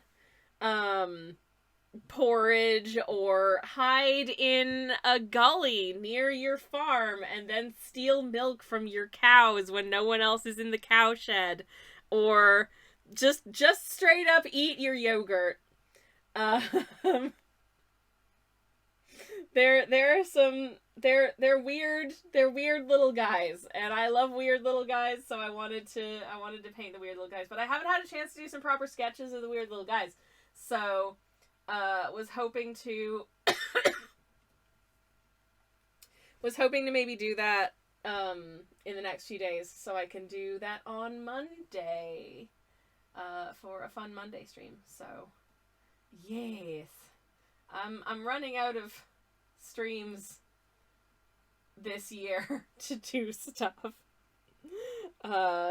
Concerningly, what is time? I know, time is linear, and time progresses at the same speed no matter how different our perceptions of it may be, but boy howdy, sometimes it do feel like it's going like, and it's like, what? No, I had more things to do, damn it. Come back, time. Come back. Anyways, okay. I am going to attempt to sketch out, this is not going to be probably super accurate, but I do have a photo up of the Jævlebokken so that I can kind of try and do it justice. So it's got this little doodad here on its, that's its. Hi. Oh hell yeah, Samantha_42 just subscribed. 40 months? That's not even a real number. Hello, Samantha. Thank you so much for the sub. Oh, I forgot. You know, it's been just enough time that I forgot that TTS Nicole, our beloved little wombat, doesn't know how to say Samantha J_42. So she says Samantha J_42. And once again, I'm so sorry, but also thank you so much for the sub, Samantha. I really appreciate it. 40 months! It's almost a year! Can you believe to learn to know? That's wild! Thank you so much. I really appreciate it. And I hope you're having a lovely day. It's very good to see you. Hello, hello. How are you doing? Hi. Welcome to my mild breakdown as I attempt to draw a weird goat that regularly gets set on fire.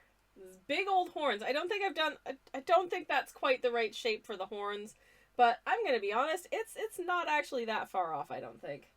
So if we kind of start the head into the neck and the body around here, and we've got these big old horns that go all the way down there, like so.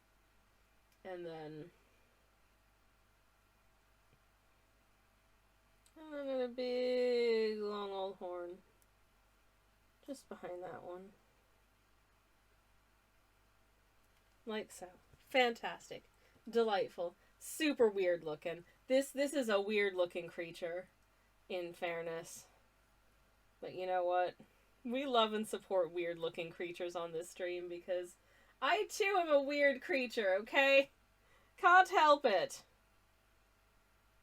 And his little tail kind of goes like that. And then just got some little leggies, like so. I am using a little artistic license here, if it's fair to say, but you know, I can do that if I want to. It's my stream, it's my stupid bad artwork. I can do whatever I feel like. Hello, Ernesto. How are you doing? Welcome on in. Hello, hello, hello. Oh no. Samantha says, okay, I completely misheard that as big old porns and I thought I'd stumbled on Spicy Sammy for Never. Never. Not on stream. Certainly TOS, yada, yada, yada. And I think the spiciest artwork I've ever done was I'd drawn a character who was wearing an 18th century men's shirt walking along the beach.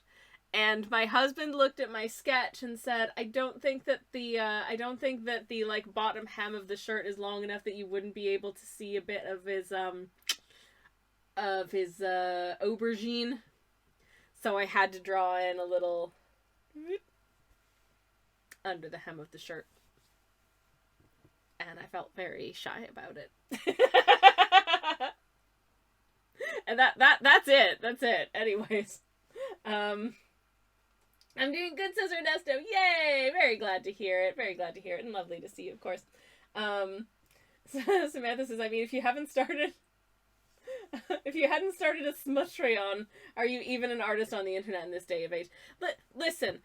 You've seen what my art looks like. I don't want to draw these two getting handsy. That's personal. That's too intimate. And I don't want to intrude on their privacy.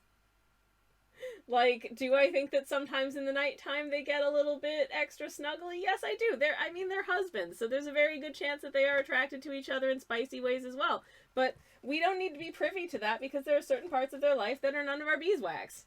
I have no objections to spicy artwork. I have some friends who do amazing spicy artwork that is tender and beautiful and very good. And I love it a lot. But unless someone is really desperate to commission me, in which case I will consider. My commissions are open. I don't think it suits my art style, so I just have never really been drawn to doing those sorts of artworks because I don't think it suits my art style at all. And I don't think I don't think anyone wants to see that from me. I really don't. I do have a Patreon where I post like sketches and little videos and stuff, but with that being said, it's usually pretty tame, with the possible exception of the outtakes to the video that I did where I made spotted dick pudding, which you can probably guess had a lot of there were a lot of humorously ribald ad-libs, shall we say, on that video. Because obviously there were. The name lends itself so well. How could I not? Anyways. Samantha says, wins lottery, proceeds to endlessly commission spicy pics from... Listen. Listen, if that ends up being a way for me to make a living from artwork, just having a patron who's like, hello, yes, let me give you just stupid amounts of money to draw, I don't know,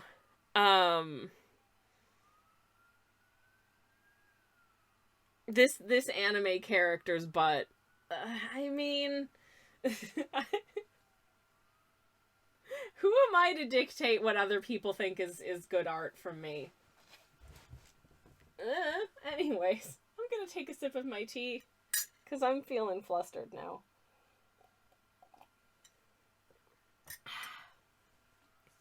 Anywho.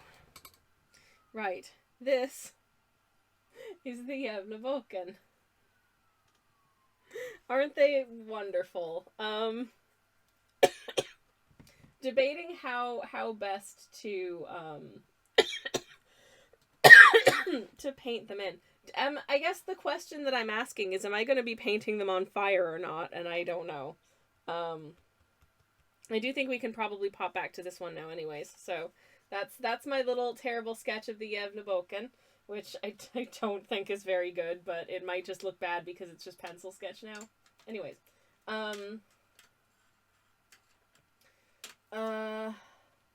Samantha says, speaking of, it does frustrate me when people hold up old-timey Renaissance artists and say, look what they did when they were 25 years old. Look at you. It's like, I mean, I'm 40, and look what I can do. That's, you know, maybe the difference is the old-timey Renaissance artists didn't have, like, they didn't have to have a normal job. They weren't doing this whilst also being,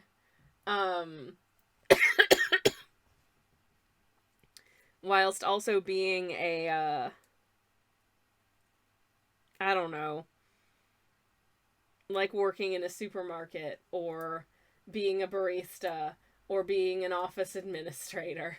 So, you know, there's a difference there. Samantha says, and like, those people just had wealthy patrons paying for their every need in exchange for allowing them to do all the arts. Yeah, absolutely. And some of those big, giant, super detailed oil paintings that they did, those took them years to complete. Years! Also, a lot of those famous artists from centuries past, they had, like, teams of people working with them, you know? So that they weren't all just a single solitary artist sitting in a room and painting all of this stuff entirely by themselves. A lot of them, like, had helpers also painting stuff. So, you know, they were directing, I guess, but they weren't necessarily doing all of it. And also, yeah, they were being paid, like, a livable amount of money by just some rich person who was like, here, I want to see paintings from you, have some money. It sounds nice. Samantha says, us have to try and eke out a meager living on art that is heavily devalued under capitalism, while having a regular 9-to-5 that actually pays the bills just about. Exactly. You can't expect the same level of creative output from someone who also has to have a normal job and exists in a state, you know, and or exists in a state of, like, perpetual financial insecurity. That's just straight up unrealistic. And you're right. Wow, we massively devalue art. Like, really do. Oh, back when I used to get, like, offers for anything, I don't get emails anymore about my artwork. But I used to. But I used to get a lot of, you know, oh, we really like your work. We'd love to use it on the cover of our magazine. We can't afford to pay you, but it's like, okay, cool. Yeah, that'd be great. I would love a wealthy patron, says Joe. Yeah, you know what? That sounds really nice. It really does. Would love that for me. Would love that for all of us, really. But, I mean, there are those rare artists these days whose artworks go for, like, millions at auction. And I'm gonna be honest with you.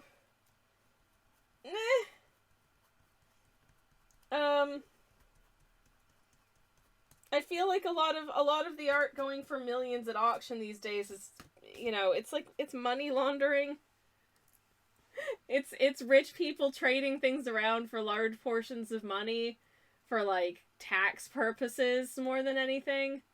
And, you know, as an objective evaluator of, like, what art I think looks good, do I think that thing that sold for millions looks millions of times better than that other thing by that artist who's, like, you know, has, like, 12 patrons on Patreon and is making exactly £12 a month? No, I don't think so. I think give more money to the £12 a month person with a Patreon because their art is neat. Anyways. Yeah, exactly. Samantha says a lot of the art that goes for millions these days just exists as tax avoidance scams. I mean, would I like to get into that band of artists so that I could, like, just do paintings and not have a normal job? Yeah, absolutely I would. I'd love to be able to just, I don't know, have the time and headspace to make soap if I feel like it all day. You know what I mean? And I can't do that right now because I also have to have a day job on top of all this stuff that I'm doing because I love it. But yeah, Yeah. I don't remember where I was going with this, but yeah, honestly, yep.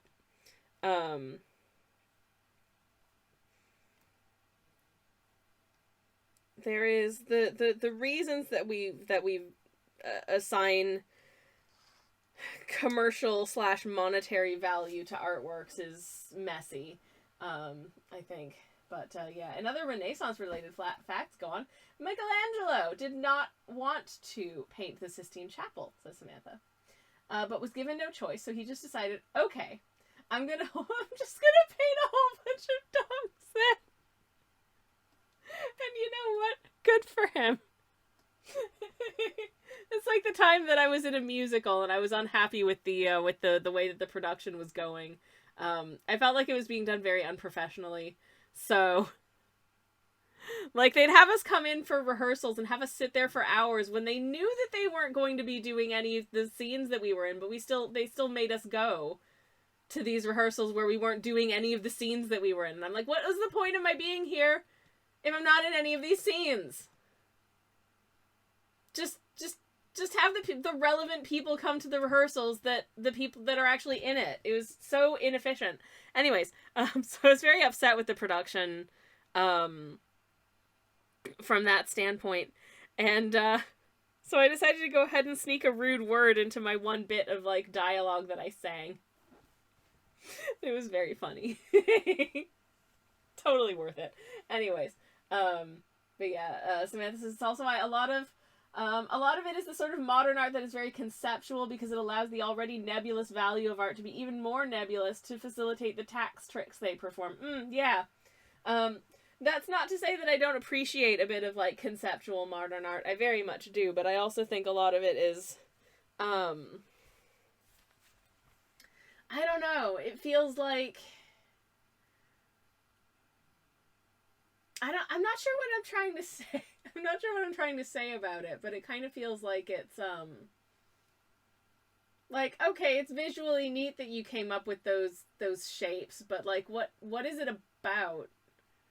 What is it? Why did you do? What is it for? What were you thinking about when you made this? You know, like, I wouldn't say that any of my work is like deeply rooted in like political statements necessarily, but I suppose there is something of an undercurrent of that. You know, especially in our current scary climates where people are being real weird, and there are still some places where two gnome husbands can't hold hands in public without getting in trouble. So I guess there's that. And I suppose in so doing, I personally am mostly trying to envision better places to be and cozier worlds and what I wish that the world was more like. And sometimes I'm just having emotions, and sometimes I just want to draw a little wintry creature with antlers. I don't know. Anyways. Samantha says unrelated, but is also why I end up not on the exact bottom left of political spectrum questionnaires, because I have a low opinion of modern art, not due to having conservative art views. Oh yeah, a lot of conservatives just hate modern art, like the more conceptual abstract stuff. They want to see, I don't know, those like hyper realistic paintings of former President Obama, but he's going to jail or something like that. Or I don't know, Jesus is mad at him, that kind of thing. But yeah. Anyways, sorry. That's a tangent. What was she saying? Right. Samantha was saying, I have a low opinion of modern art, not due to having conservative art views. Yeah, same. I love a lot of modern art. I really genuinely love a lot of modern art. But due to knowing it is mostly a tax scam for rich people. I hate that about it, but I do genuinely love a lot of it. But yeah, art should not exist as a tax scam. This makes me feel sad. Art should exist to look at and feel good and think things.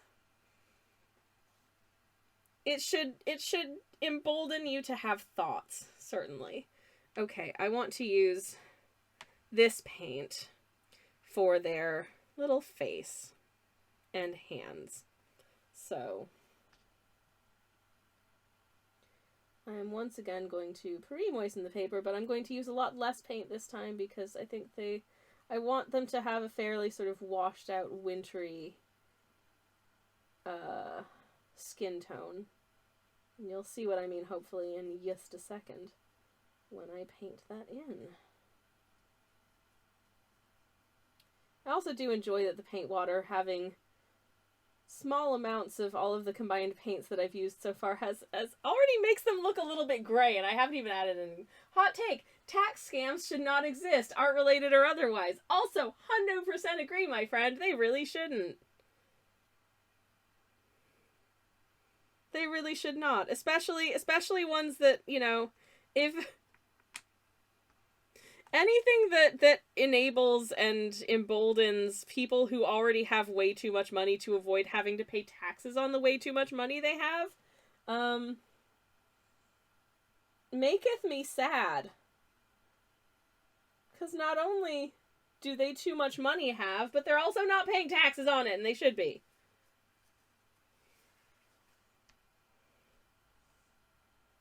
I mean, goodness knows I have to pay taxes. I shouldn't have to pay more taxes than someone who has, like, infinity more money than I do. That isn't to say necessarily that, you know, I'm like, I should be paying less. No, they should be paying tons and tons more. That's the difference. That's the difference. So things like tax dodges, tax breaks, tax scams, ways of getting out of having to pay your taxes when you already have too much money, I am side-eyeing the absolute living heck out of you. I'm sorry, my opinions have gotten spicy this stream. I'm just painting this, like, whimsical little winter creature, this little wintry spirit, and just having the iciest, spiciest takes. But I mean, am I wrong? No. So, there you go. Are we happy with this color for the skin tone? I think actually it kind of works. I think it kind of works. I was wondering if I wanted to make it a little bit paler, but actually I think once we've got all of the other colors and the line weight and stuff, and I think it'll work really well. So, yeah, happy with that. Yay! Most millionaires/billionaires pay a lower effective rate of tax on their income, says Samantha, than us schlubs. Yep, exactly. Despite complaining constantly about their higher rate of tax, which, you're right, is nonsense. They're paying less. That needs to be rebalanced. But of course, they also have a lot of money and therefore a lot of influence, so it's easier for them to, like, be like, hey, government, no, don't do that, or we'll move all of our money to a different country. And then the government be like, oh, we don't want to make the big money people mad, so... And that's, if you were wondering how we got ourselves into that situation, that's probably part of it.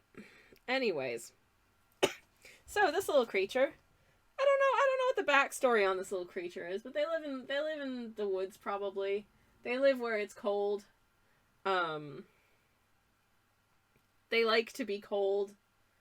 I don't know what this expression is saying. At the top of the stream, my moderator/spouse did say that their expression was horny, but that's because they've got horns. Technically, these are antlers, but, you know, I'll take it as a fun pun, because, tee-hee, tee-hee. Anyways. Okay. Well, I can't do the hair now because the face color will bleed into it. I like this color for the face. I think I picked a good one. Which incidentally was this. This one. Which has a good deal more green, a bit of violet, and a tiny amount of blue in it. And yet, it looks pretty much just blue here, so anyways, I like it, so that's good. So maybe I'll do the little wrapping gown that they're wearing. What color do I want to make the little wrapping gown that they're wearing? That's a good question. Okay, so the background was this one. That was... The skin tone was this one. What if I do their little wrapping gown in, like...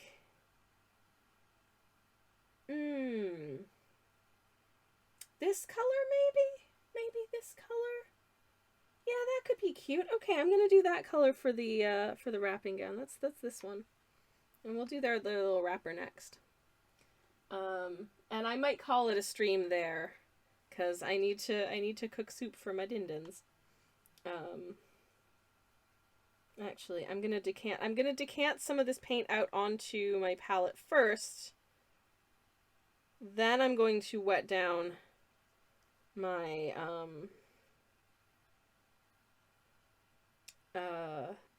my papier. And then I'm gonna fill that in. Okay. I think that's the best order in which to do it.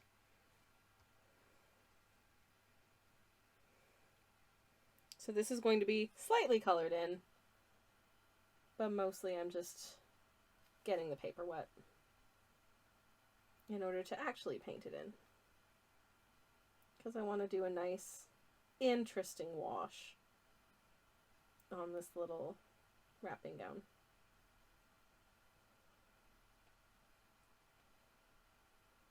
Anyways,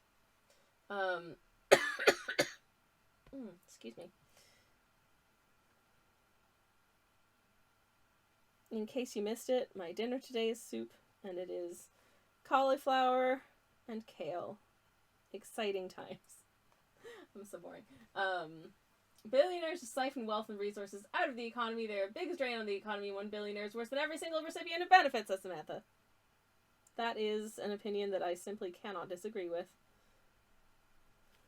I don't think billionaires should exist, honestly. I think at this point it's fairly demonstrable that they're not really adding value. Anyways. But I've always had a strong sense of, like, fairness, and feeling that things should be fair. And I remember when I was growing up, occasionally, like, a grown-up would say to me, you know, like, well, nobody ever, when I complained that something seemed unfair, they would say, well, nobody ever said life was fair. To which my response was, well, why don't you make it fair then? Are people not able to make things fair? And there was never a good answer for that. I don't know. I've never been good at just accepting, well, that's just the way it is, as an answer. It's like, well, why? Surely the way it is was decided by people, so people can change it if they think it's bad. So why don't they do that? And maybe that was very naive of me. But here we are. I still feel that way about a lot of things, so, you know. Anyways.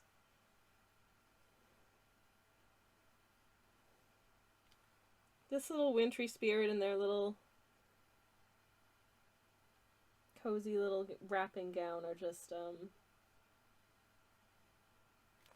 they're just existing against the cold. Do they like being cold? I don't know. I don't really have a lot of backstory for this character. I just wanted to draw someone who looked like this. So I did. And I like them. I think mostly I just wanted to draw a person with antlers. And this is what happened.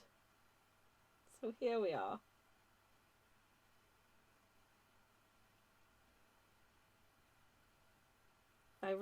This color is, this is a very wet wash, so this color is separating like crazy. It looks so wild. Look at this. Look at what these pigments are doing. Those are good pigments. I am liking the way that these pigments are behaving right now. I think it's going to look really fun. It's not done. I probably will finish this one off stream. Because I'd like to move on to something new on Monday and do just some silly holiday stuff on Monday, because it is Christmas Eve, of course. Tomorrow I will be doing something silly in Hollow Knight, because I think that's my last Hollow Knight stream of the year. We are getting into the very last streams of the year, certainly. I think Monday might be my last stream of the year, ? I think it probably will be, because I think I will give myself, well, I'm going to be away for a few days, and I think I'll give myself a couple days off after that, so we'll probably be back on, like...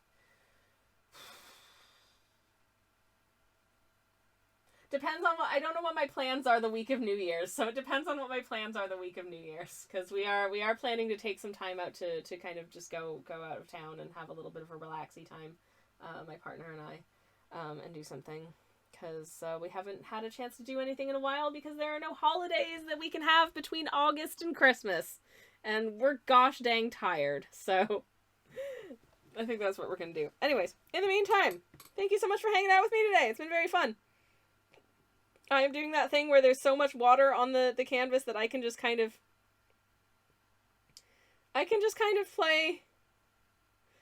move the pigment around. Like I noticed that sort of there's like a violet color that is sitting on top of the other ones. That I can kind of just move around, but because the paper isn't perfectly flat because there's a load of water on it, it wants to like pool in certain areas, so I'm just kind of like manipulating it about a little bit. Which is quite fun, actually. Anyways, Many distractions. Thanks for the same. Sorry for disappearing there. Brain fog got me good today. No worries at all, Many distractions. It was very lovely to see you, and no one should ever feel under any obligation to like be chatty if they are not up for feeling. Attention. Twitch well, user Sammy Kelsch. Choppers. We're gonna stick around for a couple of minutes because Scrappy is just raided. Hello, Scrappy. Welcome on in. Hello, hello. Thank you for the raid. Welcome, friends. Hello, Scrappy. Hello, Ratsa. How are you doing? What were you up to today? It's lovely to see you, and welcome on in. Hello, hello. Let me get a shout out for Scrappy in the chat. No leaving allowed, says Ratsa. I'm not leaving. We're not leaving. I am properly greeting Scrappy. Anyways, Scrappy, how was your stream? It is absolutely delightful to see you. If you're not familiar with Scrappy, go give her a follow. Go do that. Sorry, get a rating run, need a lie down. That is absolutely fine, Scrappy. I hope you have a lovely, lovely lie down, and thank you again for rating. I very much appreciate it. Thank you for trusting me with your wonderful community. Yeah, have a good lie down. Thank you for the raid. And for anyone who's just coming on the raid, hi. Let me introduce myself. My name is Twitch user Sammy Kelsch. I'm a variety streamer. I do cozy art stream on Mondays and Thursdays. I do a cozy game stream on Friday mornings. Tomorrow we're going to see how well I can speed run at Hollow Knight. I'm going to go out on a limb and guess it's not going to go very well, but in a fun way.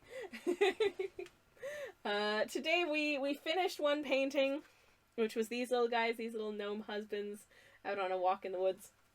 And we started this one, which is just a little antlered creature of the forest, a very wintry little friend of some description. Is that hecking Lego, says Ratsa. This is Lego. This is our friend Anana. Anana is a French-Canadian pineapple who very kindly holds our paintbrushes while we stream. And, oh my goodness, is covered in so much paint. But Anana is a very, very good boy. We do have an Anana emote as well. Hold on, let me show you. For anyone who's in the chat, we do have an Anana emote as well, because I did do official art of Anana, because of course I did. He's a very special friend. He holds our brushes. Anyways, Rat says, is Scrappy did cute Muppet art? Oh, has a naughty back and is otherwise awesome. Scrappy is indeed awesome, and I love Scrappy's Muppet art. That is super cool. I'm going to, now, I don't, I hope it's okay if I go do this, but I'm just gonna go have a little creep on Scrappy's Instagram. For anyone who wants to see what my art looks like when it's done, it looks like these. This was my Anana means pineapple, says Ratsa. It does indeed. It does indeed. Hence the name Anana. Just a little overview of some of the art that I did this year.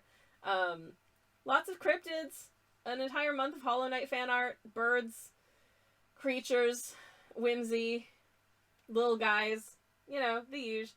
Anyway, this is Scrappy Jane, who hath just raided us, and has been doing a lot of really rad crochet stuff lately that I would like to share with you, if that's okay. Here's a wreath, which I don't think I've seen. How did I not see this? Did this not come up on my feed? Anyways, I am loving the crochet stuff. It's really, really sweet. This is a crochet wreath, which looks very, very cozy and adorable, as well as these, like, I don't know how you, like, this is wizardry to me, but this is literally a bouquet of flowers made out of crochet. That is so pretty. I love these so much. I think they are incredibly cool. Absolutely very, very, very cool. Lots of Christmassy stuff. We've got poinsettias, and also does a lot of very cute. This is a Halloween one, and I'm still feeling the Halloween vibes, even if it's almost Christmas. I don't care. It's Halloween all year, damn it. Anyways, of Luna the Moth, who is absolutely adorable and a friend of Scrappy's community. If you're not familiar with Scrappy, again, a wonderful artist, a wonderful human being. Is there nothing Scrappy can't do? I think Scrappy can do anything. I absolutely think Scrappy can do anything. And again, if you're not following the amazing Scrappy Jane, there is another shout out. Go give her a follow. Go do it. Scrappy is great. We love Scrappy in this stream. We are very grateful for the raid. And I hope that Scrappy feels good. Anyways. But this is our little creature today. Which I think... You have 5 unread messages, says Ratza. I can tell you right now, I know exactly what all of those messages are. Those messages will be memes and interesting fun posts that my friends have sent me. Because that is our shared love language. If people see... I have a couple of friends who are like, I see frog. I send frog to Sammy on Instagram. And I very much appreciate that. And likewise, if I see things that I'm like, this person needs to see this. So I will check my DMs later, don't you worry. But, yes, anyways. It's worth noting, I guess, before I wrap up, these paints, I mixed all of these paint colors myself. I was attempting to arrive at a specific sort of blend, and did not quite get there, but I sure got a lot of other neat paint colors, and I'm using this palette of paint colors to create this little painting, kind of as a test run to see how these paints work, but so far, I really like them. Because of the different pigments that I used, you get some really interesting granulation in the paint, so you get, like, the pigments separate out if you do a really wet wash, so if you can kind of get a good close-up look at this, focus... You can see, instead of just being like a solid violet color, you've got sort of like a warmer violet base, and then you've got these sort of like bluish green bits sort of sitting on top of that rather than being like a homogeneous mixture. And I just think this makes for such interesting, more sort of dimensional, dynamic colors. And I really enjoy that. And so that's what I wanted to do with these paints. I did a load of them with a few different sort of two different variations on the same sort of vague mix of colors. Samuel, hi, welcome in. How you do? Lovely to see you. Welcome on. And Sammy Frog says Joe, hell yeah. You know I am very much a frog enjoyer. I should do another Terry the Forg Mage artwork sometime soon, I think. Oh, excuse me. But there are a number of things that I've got planned for sort of the top of the new year. I want to add some new emotes. I want to change up some of the emotes that we have currently and kind of just give them a little refresh, a little makeover, make them even cooler than they already are. I don't know. Give people reasons to actually come hang out in my stream. Maybe a little bit. Yeah, there's also just a whole bunch of things like thematically that I want to paint. I want to paint more birds. I want to do another Terry piece, but oh my god, I really want to paint more birds. I want to paint some shorebirds. I want to paint a whole bunch of plovers and lapwings and dotterels. Because that's something that I'm really enjoying at the moment, because I'm normal.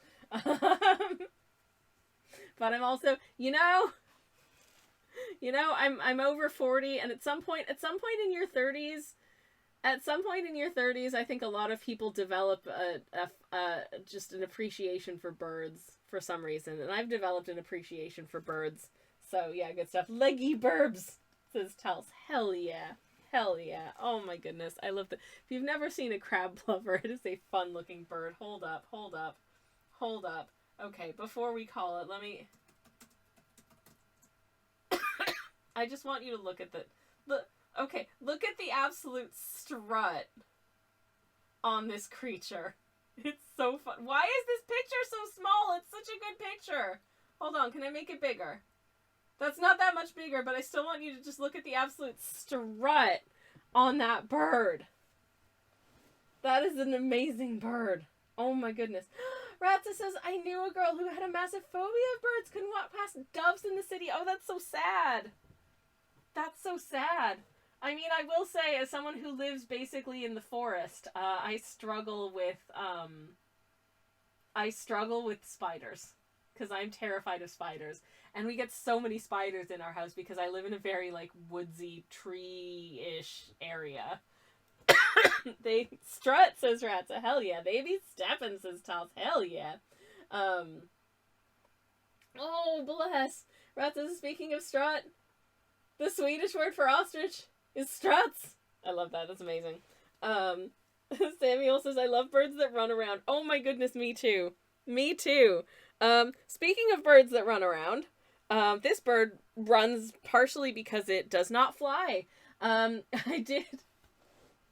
I have once again this year, as a Christmas gift to myself, adopted a kakapo. It's the same little guy that I adopted last year. His name is Rangi, and he is a couple years older than I am. A very shy, evasive so-and-so.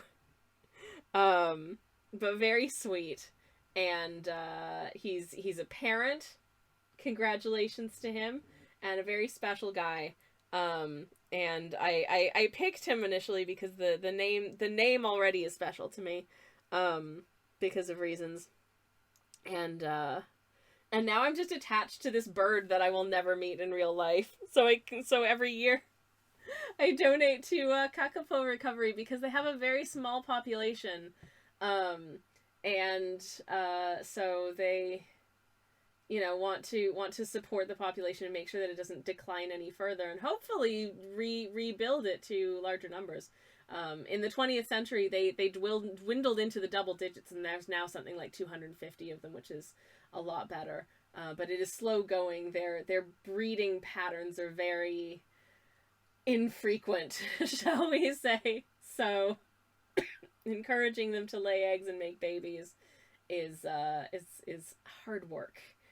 Anyways, but I'm very happy to be able to support in any way that I can, which is mostly giving money to people who are actually experts in bird conservation and recovery. I like corvids and their little hoppy hops, says Samantha. Oh my goodness, Samantha, you should have seen it a few weeks ago. We were at the bus stop, and there was this crow at the bus stop, at there's like a big rubbish bin next to the bus stop, and it was there was like a fast food bag in there, and it was trying to get into the fast food bag to get to see if there were any snacks. Turns out there wasn't anything in there, but we like kept a respectful distance from it because we didn't want to interrupt, but it was like pulling out napkins and stuff and just throwing them onto the ground next to the bin. That was like, excuse you, like littering. But I couldn't be mad at it because it was so cute, and they're so smart. And they were just looking to see if they could get a chip. And just like that guy on the train that one time at like 10 p.m. on a Thursday night out of Paddington, who sat next to me and asked to have a chip, and then walked away when I gave him a chip. I respect that, because chips are heckin' delicious. Anyways, Ratza says, corvids are so awesome. I hope the ones that were around last summer come back in the spring. Gonna feed them, make friends. Oh, Rats, I would love that for you. Hell yeah. Samuel says, I love the stories of people that make corvid friends. Corvids are just, they're all so good. Good birds. Good birds. Was that a police siren, says Ratza? Oh, out the window. What did you do? I didn't do anything. I used to always get really scared when I heard sirens, and I'm like, am I gonna be in trouble? It's like, well, no, because you haven't done it. What if I'm in trouble? Anyways, and on that note, I'm gonna see if I can find someone to raid. Anywho, I hope y'all had a nice time. I had a nice time doing this. Also, I should probably raid out before it tries to run ads again, because I don't want y'all to have to sit through an ad break and then immediately end stream, because that sucks. That sucks for everybody. So in an attempt to make sure that doesn't happen, we're going to do a little raid. I'm going to just check and make sure that this person isn't just about to finish, but I don't think that they are at this time of day. But we're going to head on over to another art stream, if we can. And just make sure that they're not just about to finish. I don't think they're just about to finish. They are working on something. It's looking pretty stinking cute, so let's go say hi. Have I rated them recently? I can't remember. It doesn't matter. They're great. So I'm going to pop a generic raid message in the chat. Feel free to grab the raid message if you would like to join us. If you have the emotes, feel free to grab the emotes as well. If you don't have the emotes, you could just say generic raid message or append any cool emotes that you do have. I'm using the gnome emotes because we painted gnomes today. And I'll be back tomorrow morning doing some Hollow Knighting, and we'll see how we get on with that. But in the meantime, thank you so much for watching, everybody. Have a wonderful evening. Have a wonderful Thursday. Thank you. And good night.